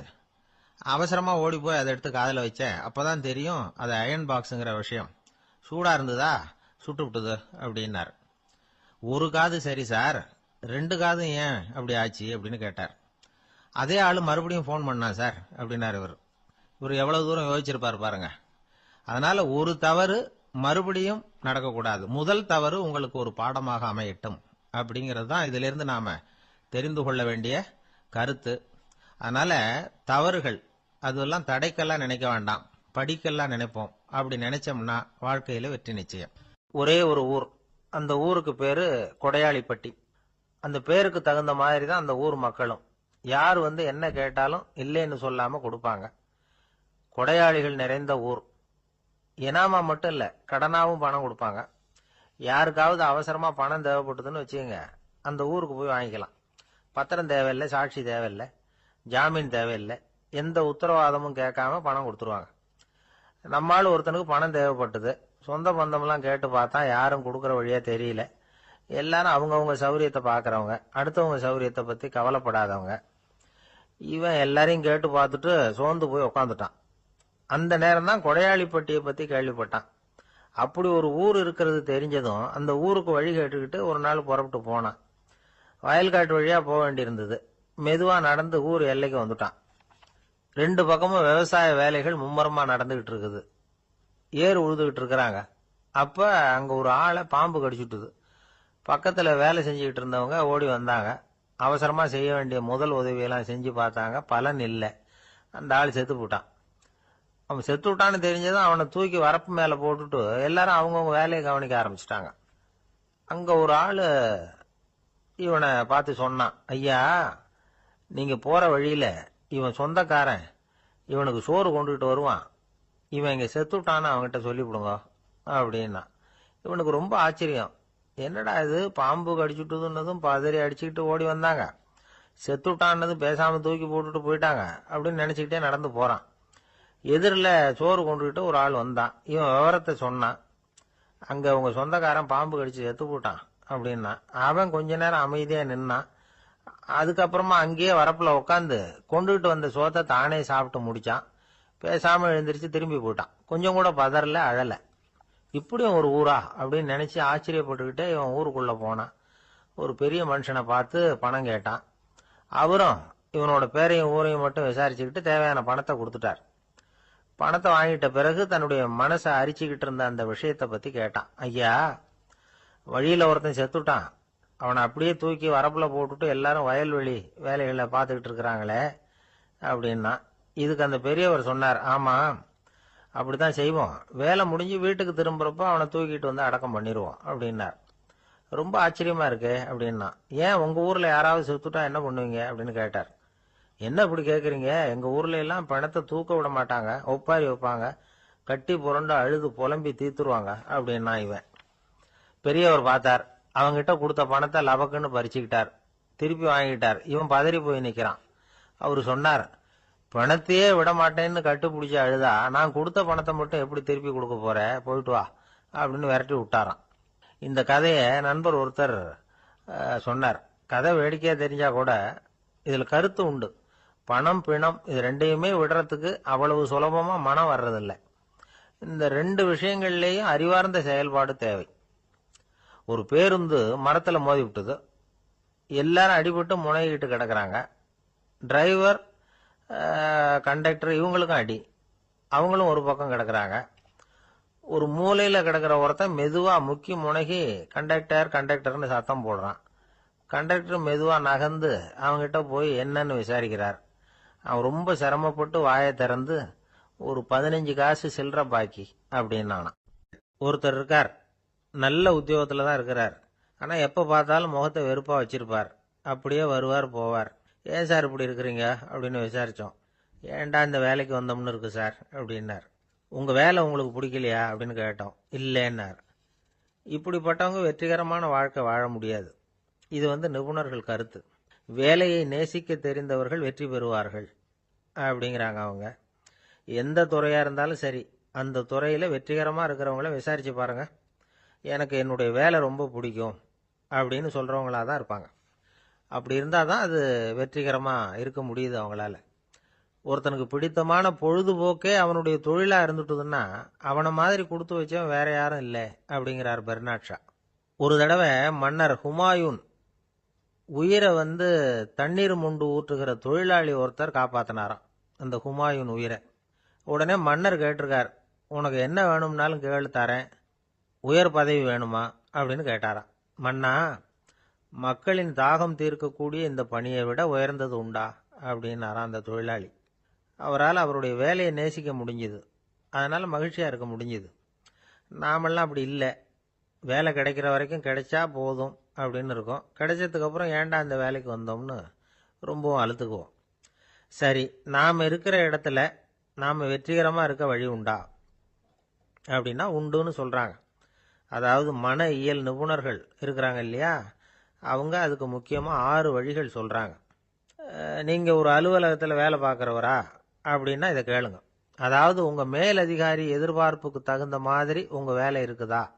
அப்படி இல்லைன்னா முதல்ல உங்கள் வேலையின் தரம் உயரணும். உங்களுக்கு மேலே கீழே வேலை பார்க்குற பணியாளர்கள் கிட்ட நல்ல விதமாக பழகுறீங்களா? அந்த உறவு முறையில் ஏதாவது குறை இருந்தால் அதை கண்டுபிடிச்சி சரி பண்ணுங்க. நம்பிக்கைக்கு உரியவர் அப்படின்னு நீங்கள் பேர் எடுக்கணும். நீங்கள் எடுக்கிற முடிவு நல்ல முடிவாக தான் இருக்கும் அப்படின்னு அடுத்தவங்க சொல்லணும். உங்கள் தோற்றத்துக்கு முக்கியத்துவம் கொடுங்க. இது மனம் உடல் ரெண்டும் சம்பந்தப்பட்டது. அதனால மனசையும் ஆரோக்கியமாக வச்சிருக்கணும், உடம்பையும் ஆரோக்கியமாக வச்சிருக்கணும். உங்களுடைய நிர்வாகம் செயல்படுற விதத்தை நல்லா புரிஞ்சு வச்சுக்கணும். உங்களுடைய நிர்வாகம் இப்போ ஒரு காரியம் செய்யுதுன்னு வச்சுங்க, ஏன் அப்படி செய்யுது, எதுக்காக அப்படி செய்யுது, அதனுடைய குறிக்கோள் என்ன, அது நீடிக்கிறதுக்கு காரணம் என்ன, இதையெல்லாம் தெரிஞ்சுக்கணும். சிரிப்புக்கு வஞ்சகம் பண்ணக்கூடாது, நல்லா சிரிக்கணும், அப்போதான் அது திரும்ப கிடைக்கும். கடந்த கால தோல்வியை பற்றி கவலைப்படக்கூடாது.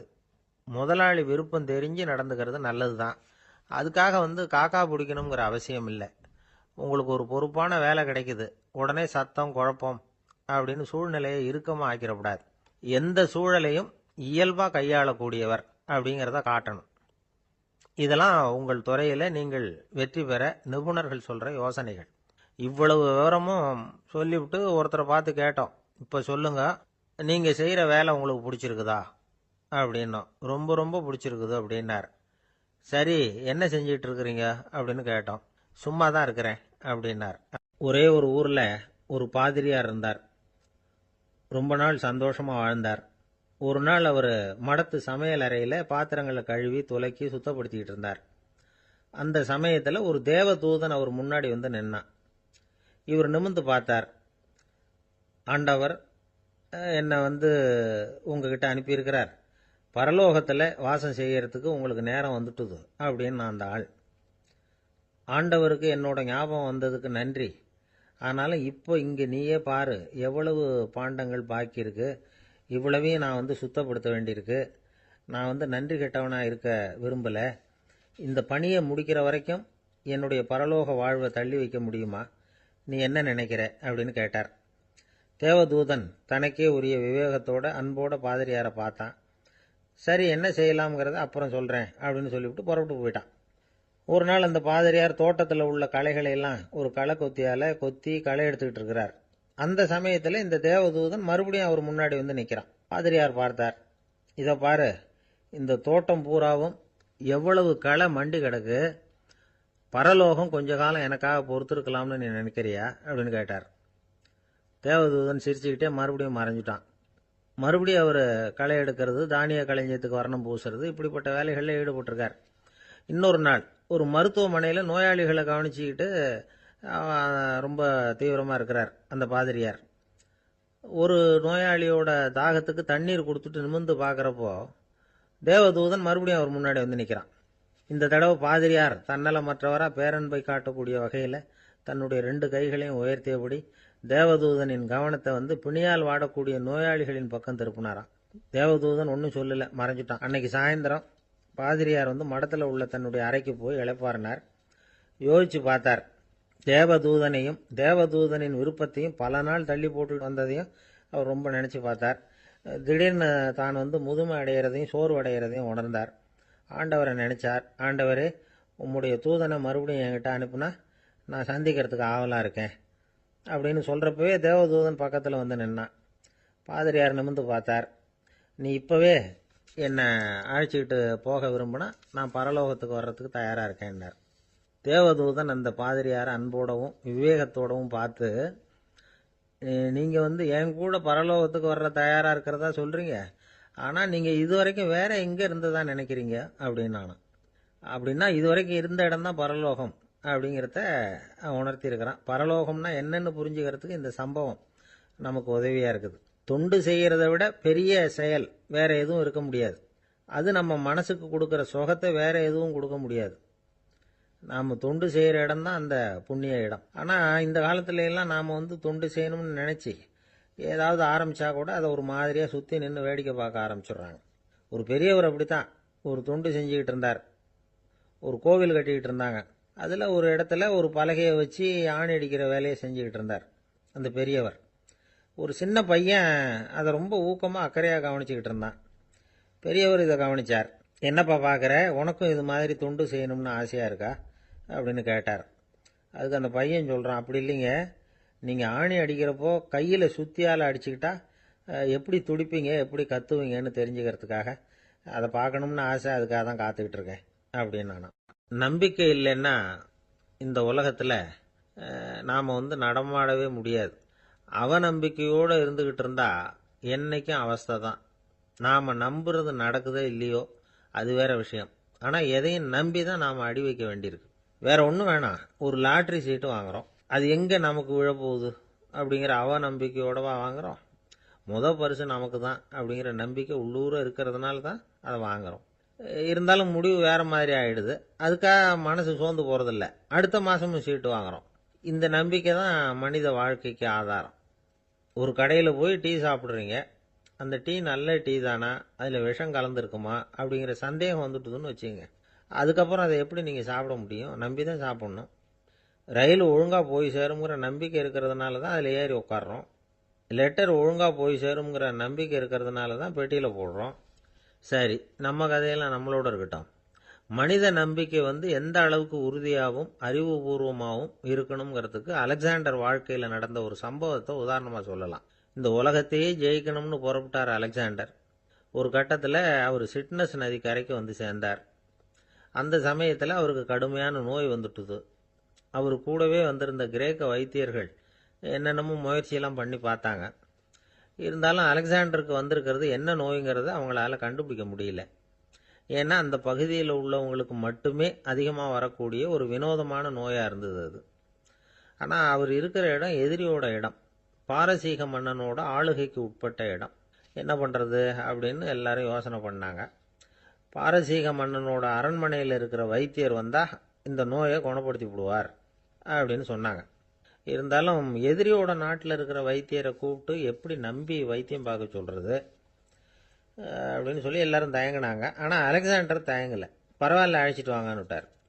உடனே அவரை போய் அழைச்சிட்டு வந்துட்டாங்க. அவர் வந்தார். அலெக்சாண்டர் உடம்பை பரிசோதனை பண்ணி பார்த்தார்.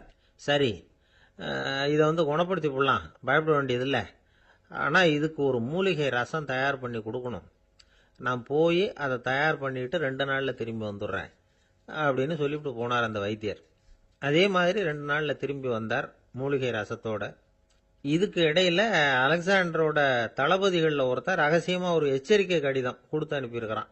அதை வாங்கி என்ன விஷயம்னு பார்த்தார். இப்போ உங்ககிட்ட வந்திருக்கிற எதிரி நாட்டு வைத்தியரை நம்பாதீங்க, அவன் கொண்டுகிட்டு வந்திருக்கிற மூலிகை ரசத்தில் விஷம் கலந்துருக்குது அப்படின்னு அதில் எழுதியிருக்கு. அதை பார்த்தார் அலெக்சாண்டர். இருந்தாலும் கொஞ்சம் கூட அலட்டிக்கல. வைத்தியர் கொடுத்த மருந்தை வாங்கி கடகடன்னு குடிச்சுட்டு அதுக்கப்புறம் அந்த கடிதத்தில் இருந்த விஷயத்தை அந்த வைத்தியர்கிட்ட சொன்னார். வைத்தியர் தகைச்சு போயிட்டார். தன் மேலே அலெக்சாண்டர் வச்சிருக்கிற நம்பிக்கையை பார்த்து அவருக்கு ரொம்ப வியப்பு. வைத்தியர் உண்மையிலேயே நல்ல மருந்து தான் கொண்டுகிட்டு கொடுத்துருக்கிறார், அதில் விஷம்லாம் எதுவும் கலக்கலை. அதுக்கப்புறம் அலெக்சாண்டர் அந்த வைத்தியரை பார்த்து சொன்னாராம், நம்பிக்கைங்கிற அச்சாணியை ஆதாரமாக வச்சுக்கிட்டு தான் இந்த உலகம் சுற்றிக்கிட்டு இருக்குது. எனக்கு எதிரியாக இருந்தாலும் பாரசீக மன்னர் ரொம்ப பெரியவர். அப்பேற்பட்ட மன்னருடைய அரண்மனை வைத்தியர் தொழில் நேர்மை இல்லாதவராக இருக்க மாட்டார். அப்படி இருந்தால் அவரை அரண்மனை வைத்தியராக வச்சிருக்கவே மாட்டாங்க அப்படின்னு நம்பினேன். என்னுடைய நம்பிக்கை வீண் போகலை அப்படின்னாராம். இதுதான் மானுட நம்பிக்கைங்கிறது. இந்த காலத்துலேயும் இது மாதிரி இந்த மானுட நம்பிக்கையை ரொம்பவும் சாமர்த்தியமாக கையாளுகிற கெட்டிக்காரங்க சில பேர் இருக்கிறாங்க. இந்த காலத்து குரு, அவருக்கு ஒரு சிஷ்யன். குரு முன்னாடி அந்த சிஷ்யன் ரொம்ப பணிவாக நின்று, குருவே, உங்கள் கையால் விஷத்தை கொடுத்தாலும் அதை வாங்கி மடமடன்னு குடிச்சிருவேன் அப்படின்னா. உன்னுடைய குரு பக்தியை மெச்சினேன் அப்படின்னார் குரு. அதுக்கு அந்த சிஷ்யன், அப்படி இல்லை குருவே, உங்ககிட்ட சிஷ்யனாக இருக்கிறத விட உங்கள் கையால் விஷத்தை வாங்கி குடிச்சு விடுறது ரொம்ப நல்லது, அதனால தான் அப்படி சொன்னேன் அப்படின்னா. ஒருத்தர் முகத்தை தொங்க போட்டுக்கிட்டு ஒரு மாதிரியாக வந்தார். என்ன விஷயம்னு விசாரித்தேன். என்னுடைய நண்பன் ஒருத்தங்கிட்ட கருத்து வேறுபாடு, இனிமேல் நமக்குள்ளே எந்த சம்மந்தமும் வேணாம்னு நட்பை முறிச்சிட்டு வந்துட்டேன்னா. நண்பர்கள்னு இருந்தால் கருத்து வேறுபாடு வரத்தான் செய்யும்னு. கருத்து வேறுபாடு வராமல் இருக்கிறதுக்கு ஏதாவது வழி உண்டா அப்படின்னு கேட்டாங்க. அதை பற்றி நிபுணர்கள் சில யோசனைகளை சொல்லியிருக்கிறாங்கன்னு. முதல் விஷயம் என்னென்னா, உங்கள் நண்பனுக்கு ஒரு செய்தி சொல்லணும்னா அதை நீங்களே நேரடியாக சொல்லுங்கள், அல்லது உங்கள் கைப்பட கடிதம் எழுதுங்க. அதாவது நேரடி தொடர்பு முக்கியம். அதை விட்டுட்டு இன்னொருத்தர் மூலமாக நண்பர்களுக்கு செய்தி அனுப்புனா நீங்கள் சொல்கிற செய்தி அப்படியே போய் சேராது, அது சேதமாயிடும். கூட்டி குறைச்சி சொல்லிவிடுவாங்க, அது குழப்பத்தில் கொண்டாந்து விட்டுரும். இது ஒரு யோசனை. 2வது யோசனை என்னன்னா, நீங்கள் ஒரு நல்ல காரியத்தை செய்யும் பொழுது உங்கள் நண்பரையும் சேர்த்துக்குங்க, அவருக்கும் அதில் ஒரு ஈடுபாட்டை உருவாக்குங்க. 3வது யோசனை, நம்ம பக்கத்தில் இருக்கிற நண்பர் மகிழ்ச்சி அடைகிற மாதிரி ஏதாவது செய்யணும். சின்ன சின்ன செயல்களாக இருந்தாலும் பரவாயில்ல, அவர் நமக்கு எதுவும் செய்யலையே, நாம் எதுக்கு செய்யணும் அப்படின்னு நினச்சிக்கிட்டு இருக்கக்கூடாது. 4வது யோசனை என்னென்னா, உங்களுக்கு ஒரு பிரச்சனையா அல்லது உங்கள் நண்பருக்கு ஒரு பிரச்சனையா, எதுவாக இருந்தாலும் 2 பேரும் சேர்ந்து உட்காந்து ஆலோசனை பண்ணுங்க. நம்ம யோசனையும் கேட்கப்படுதே அப்படிங்கிற நினைப்பே அவருக்கு ஒரு மன நிறைவை உண்டாக்குமா. 5வது யோசனை, உங்கள் நண்பர் ஏதோ ஒரு காரியத்தை செய்கிறார், நீங்கள் உடனே அவசரப்பட்டு நீ செய்கிறது தப்புன்னு தீர்ப்பு சொல்லக்கூடாது. அவர் அதை செய்யறதுக்கான நியாயங்கள் எவ்வளவோ இருக்கும், அதை புரிஞ்சுக்கிறதுக்கு முயற்சி பண்ணணும். 6வது யோசனை, உங்கள் நண்பர் என்ன சொன்னாலும் அதை பொறுமையாக கேளுங்க. அவர் சொல்கிறத புரிஞ்சுக்கணும், அவர் சொல்ல விரும்புகிறத புரிஞ்சுக்கணும், அவர் சொல்ல முடியாமல் தவிக்கிறதையும் புரிஞ்சுக்கணும். இப்படி 3 விதமாகவும் அவரை புரிஞ்சுக்கிட்டு அதுக்கு தகுந்த மாதிரி செயல்படணும். 7வது யோசனை என்னன்னா, உங்கள் நண்பர் உங்ககிட்ட ஏதோ ஒரு கருத்தை சொல்கிறார், அது உங்களுக்கு பிடிக்கல, அதுக்காக உடனே நீ சொல்கிறது சரியில்லை, நான் ஒத்துக்க மாட்டேன் அப்படின்லாம் மறுத்துக்கிட்டு இருக்கக்கூடாது. அவர் சொல்றதை கேட்கணும், பொறுமையா சிந்திக்கணும், அதுக்கப்புறம் பதில் சொல்லணும். இப்படிலாம் நடந்துக்கிட்டா நண்பர்களுக்குள்ள கருத்து வேறுபாடு வர்றதுக்கு வாய்ப்பே இருக்காது அப்படின்னு வல்லுநர்கள் தொகுத்து சொல்லியிருக்கிறாங்க இந்த யோசனைகளை. எனக்கு தெரிஞ்ச சில நண்பர்கள் உண்டு. அவங்களுக்குள்ளேயும் கருத்து வேறுபாடுகள் வராமல் இருக்கிறதுக்கு சில நுட்பங்களை கையாளுறது உண்டு. ஒருத்தர் சொன்னார், அந்த டாக்டர் சின்ன வயசுலேருந்து என் கூட பழகினவர். நாங்கள் 2 பேரும் இணை பிரியாத நண்பர்கள். இருந்தாலும் எனக்கு உடம்பு சரியில்லைன்னா நான் அவர்கிட்ட வைத்தியம் பார்த்துக்க மாட்டேன் அப்படின்னார் ஒருத்தர். ஏன் அப்படின்னு கேட்டேன். எங்கள் நட்பு கெட்டுப்போடக்கூடாது இல்லையா, அதனால தான் அப்படின்னாரு இவர். அம்மாக்காரங்களுக்கு அடிக்கடி ஏற்படுற கவலை ஒன்று உண்டு. அதாவது குழந்தை சரியாக சாப்பிட மாட்டேங்குதே அப்படிங்கிற கவலை. இவங்கெல்லாம் ஒரு விஷயத்தை நல்லா புரிஞ்சுக்கணும். குழந்தைகள்ங்கிறவங்க பெரியவங்க மாதிரி இல்லை. அவங்க கடிகாரத்தில் மணியை பார்த்துட்டு சாப்பிட்றதுக்கு உட்கார்ற ரகம் கிடையாது. பசிச்சா சாப்பிடுவாங்க, இல்லைன்னா விளையாடுவாங்க அல்லது தூங்குவாங்க. அது புரியாமல் அவங்கள கட்டாயப்படுத்தி அல்லது மிரட்டி சாப்பிட வைக்கிறது ரொம்ப தப்பு. ஒரு 8 மாத குழந்தைக்கு 3 மணி நேரத்துக்கு ஒரு தடவை பசிக்கும். அந்த நேரம் பார்த்து சாப்பாடு கொடுத்தா அடம் பண்ணாமல் அது பாட்டுக்கு சாப்பிட்றோம். அதே குழந்தைக்கு 1 வயசு ஆகிறப்போ 4 மணி நேரத்துக்கு ஒரு தடவை பசிக்கும். இந்த வயசில் இயற்கையாகவே பசி குறைஞ்சிருக்கும். அது புரியாமல் என் குழந்தை முன்னாடி மாதிரி இப்போ சரியாக சாப்பிட மாட்டேங்கிறான் அப்படின்னு சில பேர் டாக்டர்கிட்ட போய் சொல்லிக்கிட்டு இருப்பாங்க. இன்னொரு விஷயம், ஒரு குழந்தைக்கு வயசு அதிகமாகிற வேகத்துக்கு உடம்பு எடையும் அதிகமாகிக்கிட்டே போகாது. உடம்பு எடை அதிகமாகிற வேகம் குறைஞ்சிக்கிட்டே வரும். 6 மாத குழந்தைக்கு ஒரு வாரத்தில் 150 கிராம் எடை கூடும். ஒரு வயசில் வாரத்துக்கு 71 கிராம் எடை கூடும். இது புரியாமல் அதிகமாக சாப்பாட்டை கொடுத்து குழந்தைய கஷ்டப்படுத்தக்கூடாது. ஏன்னா அளவுக்கு மீறின உணவு அஜீரணத்தை உண்டு பண்ணிவிடும். குழந்தைக்கு ஒரு தட்டில் கொஞ்சமாக ஆகாரத்தை வச்சு கொண்டுகிட்டு போய் கொடுக்கணும். மலை மாதிரி குவிச்சு வச்சா அதை பார்த்ததுமே பசி அடங்கி போயிடும். அடித்து மிரட்டி பயமுறுத்தி குழந்தைய சாப்பிட வைக்கிற பழக்கம் இருக்குது பாருங்கள், அதுக்கு ஃபுட் ஃபோர்ஸிங் அப்படின்னு பேர். இப்படி பண்ணினா குழந்தைக்கு சாப்பாட்டில் விருப்பம் குறைஞ்சிரும், அதை கண்டாவே வெறுக்க ஆரம்பிச்சிடும். அது மாதிரி உளம் சார்ந்த பசி குறைவு, சைக்கோஜெனிக் அனோரெக்சியா, அது ஏற்படுமா. சாப்பாடுங்கிறதே ஒரு தண்டனை மாதிரி தோணும். குழந்தைகளுக்கு பிடிச்ச மாதிரியான ஆகாரத்தை கொடுக்கணும். சத்து அதிகம் இருக்குங்கிறதுக்காக அதுக்கு பிடிக்காத ஆகாரத்தை கொடுத்து கட்டாயப்படுத்தக்கூடாது. குழந்தைகளுக்கு 2 வயசு ஆகிறப்போ இயற்கையாகவே எதிர்மறை குணம் உண்டாகும். அதாவது அந்த எதிர்மறையாக பேசுறது. இது மாதிரி சமயங்களில் நாம் என்ன சொல்கிறோமோ அதுக்கு நேர்மாறாக நடந்துக்கும். ஏட்டிக்கு போட்டி. சாப்பிட சொன்னால் விளையாட போகும், விளையாட சொன்னால் சாப்பாடு கேட்கும். இதை புரிஞ்சுக்கிட்டு நடந்துக்கணும். குழந்தை சொன்ன பேச்சை கேட்கலேன்னு கோவப்படக்கூடாது. குழந்தை வளர வளர பிடிவாத குணம் வர்றது சகஜம். கேட்டதை வாங்கி கொடுத்தா தான் சாப்பிடுவேன் அப்படின்னு பிடிவாதம் பண்ணும். வாங்கி கொடுத்துடுறது தான் உத்தமம். நீங்களும் அதுகிட்ட பிடிவாதம் பண்ணிகிட்டு இருக்கக்கூடாது. ஏன்னா கேட்டது கிடைக்கலையேங்கிற ஏமாற்றம் கூட குழந்தையோட பசியை குறைச்சிரும். கேட்டது கிடைச்சிட்டா பசி அதிகமாகும். கொடுத்ததை மலமலன்னு சாப்பிட்றோம். குழந்தைகளுக்கு கண்ட கண்ட நேரத்தில் சாப்பிட்றதுக்கு எதையாவது வாங்கி கொடுத்துக்கிட்டு இருந்தால் சாப்பாட்டு நேரத்தில் சாப்பிடாம அடம் பண்ண ஆரம்பிச்சிடும். பள்ளிக்கூடம் போகிற பிள்ளைங்க காலை உணவை சரியாக சாப்பிட மாட்டாங்க. அச்சம், அவசரம், பரபரப்பு இதெல்லாம் தான் காரணம். பள்ளிக்கு புறப்படுறதுக்கு ஒரு 3/4 மணி நேரத்துக்கு முன்னாடியே சாப்பாடு போட்டுருங்க, அது சரியாக போடும். படிக்கிற குழந்தைகள் உடல் சோர்வு, மனச்சோர்வு இது காரணமாக கூட சாப்பிட மறுக்கிறது உண்டு. இப்போ உதாரணமாக சாயந்தரம் விளையாடி விட்டு வீட்டுக்கு வந்ததும் சாப்பிட சொன்னால் வேணாம்பாங்க. இது உடல் சோர்வு. ரொம்ப நேரம் வீட்டு பாடங்களை செஞ்சு முடித்த கையோடு சாப்பிட சொன்னாலும் அவங்களால சரியாக சாப்பிட முடியாது. இது உளச்சோர்வு, அதாவது மனச்சோர்வு. இதை தவிர குழந்தைகளுக்கு உடல் நலக்குறைவு ஏற்பட்டால் கூட சாப்பிட மறுக்கிறது உண்டு. சில மருந்து மாத்திரைகள் கூட பசியை குறைச்சிரும். அதனால் சரியாக தெரிஞ்சுக்கிட்டு குழந்தைகளை சாப்பிட வைக்கணும். அது புரியாமல் கையில் சாப்பாட்டு தட்டை வச்சுக்கிட்டு குழந்தைகளை விரட்டிக்கிட்டு அலையக்கூடாது. ஒரு சின்ன பையன் சொன்னான், எங்கள் அம்மா சாப்பாடு போடுறது தெரிஞ்சால் நான் உடனே வீட்டை விட்டு வெளியில் ஓடி போடுவேன் அப்படின்னா. ஏன் அப்படி பண்ணுறேன்னு கேட்டோம். எங்கள் அப்பா கூட அது மாதிரி தான் சார் பண்ணுவார் அப்படிங்கிறான். ஒருத்தர் ரொம்பவும் மகிழ்ச்சியாக வந்துக்கிட்டு இருந்தார். என்ன விஷயம்னு விசாரித்தேன். நான் தோற்று போயிட்டேன், அதுதான் மனசுக்கு மகிழ்ச்சியாக இருக்குது அப்படின்னார். எனக்கு இது ரொம்ப ஆச்சரியமாக போச்சு. இந்த உலகத்தில் தோற்று போகிறவங்க யாரும் மகிழ்ச்சியாக இருக்கிறது இல்லை. அப்படி இருக்கிறப்ப இவர் இப்படி சொல்கிறாரே, எங்கே தோற்று போனீங்கன்னு கேட்டேன். அதுக்கப்புறம் தான் அவர் விவரமாக சொன்னார். என்னோட 5 வயசு குழந்தையோட நான் விளையாடிக்கிட்டு இருந்தேன். அந்த விளையாட்டில் என் குழந்தை ஜெயிச்சுட்டுது, நான் தோற்று போயிட்டேன் அப்படின்னார் ரொம்ப உற்சாகமாக. நான் யோசித்து பார்த்தேன். அதாவது நாம் சின்ன குழந்தையா இருக்கிறப்போ எந்த விளையாட்டில் கலந்துக்கிட்டாலும் அதில் நாம தான் ஜெயிக்கணும்னு ஒரு வெறி நமக்குள்ளே இருக்கும். நம்மளை எதிர்த்து விளையாடுறவர் நல்லவரா கெட்டவரா, பெரியவரா சின்னவரா அப்படிங்கிறதெல்லாம் முக்கியம் கிடையாது. அவர் தோத்து போகணும், நாம ஜெயிக்கணும், அதுதான் முக்கியம். எதிரியை சந்தோஷப்படுத்த விளையாடுகிற கலை அப்ப நமக்கு தெரியறதில்ல. வாழ்க்கையில் ஒரு பக்குவம் வந்ததுக்கு அப்புறம் வெற்றி பெறணுங்கிற மன அழுத்தம் போயிடுது. போட்டியில் ஜெயிக்கணுங்கிறத விட குழந்தையை சந்தோஷப்படுத்தணுங்கிறது முக்கியமாக போச்சு. ஜெயிக்கணுங்கிற வெறி ஓடி போட்டுது.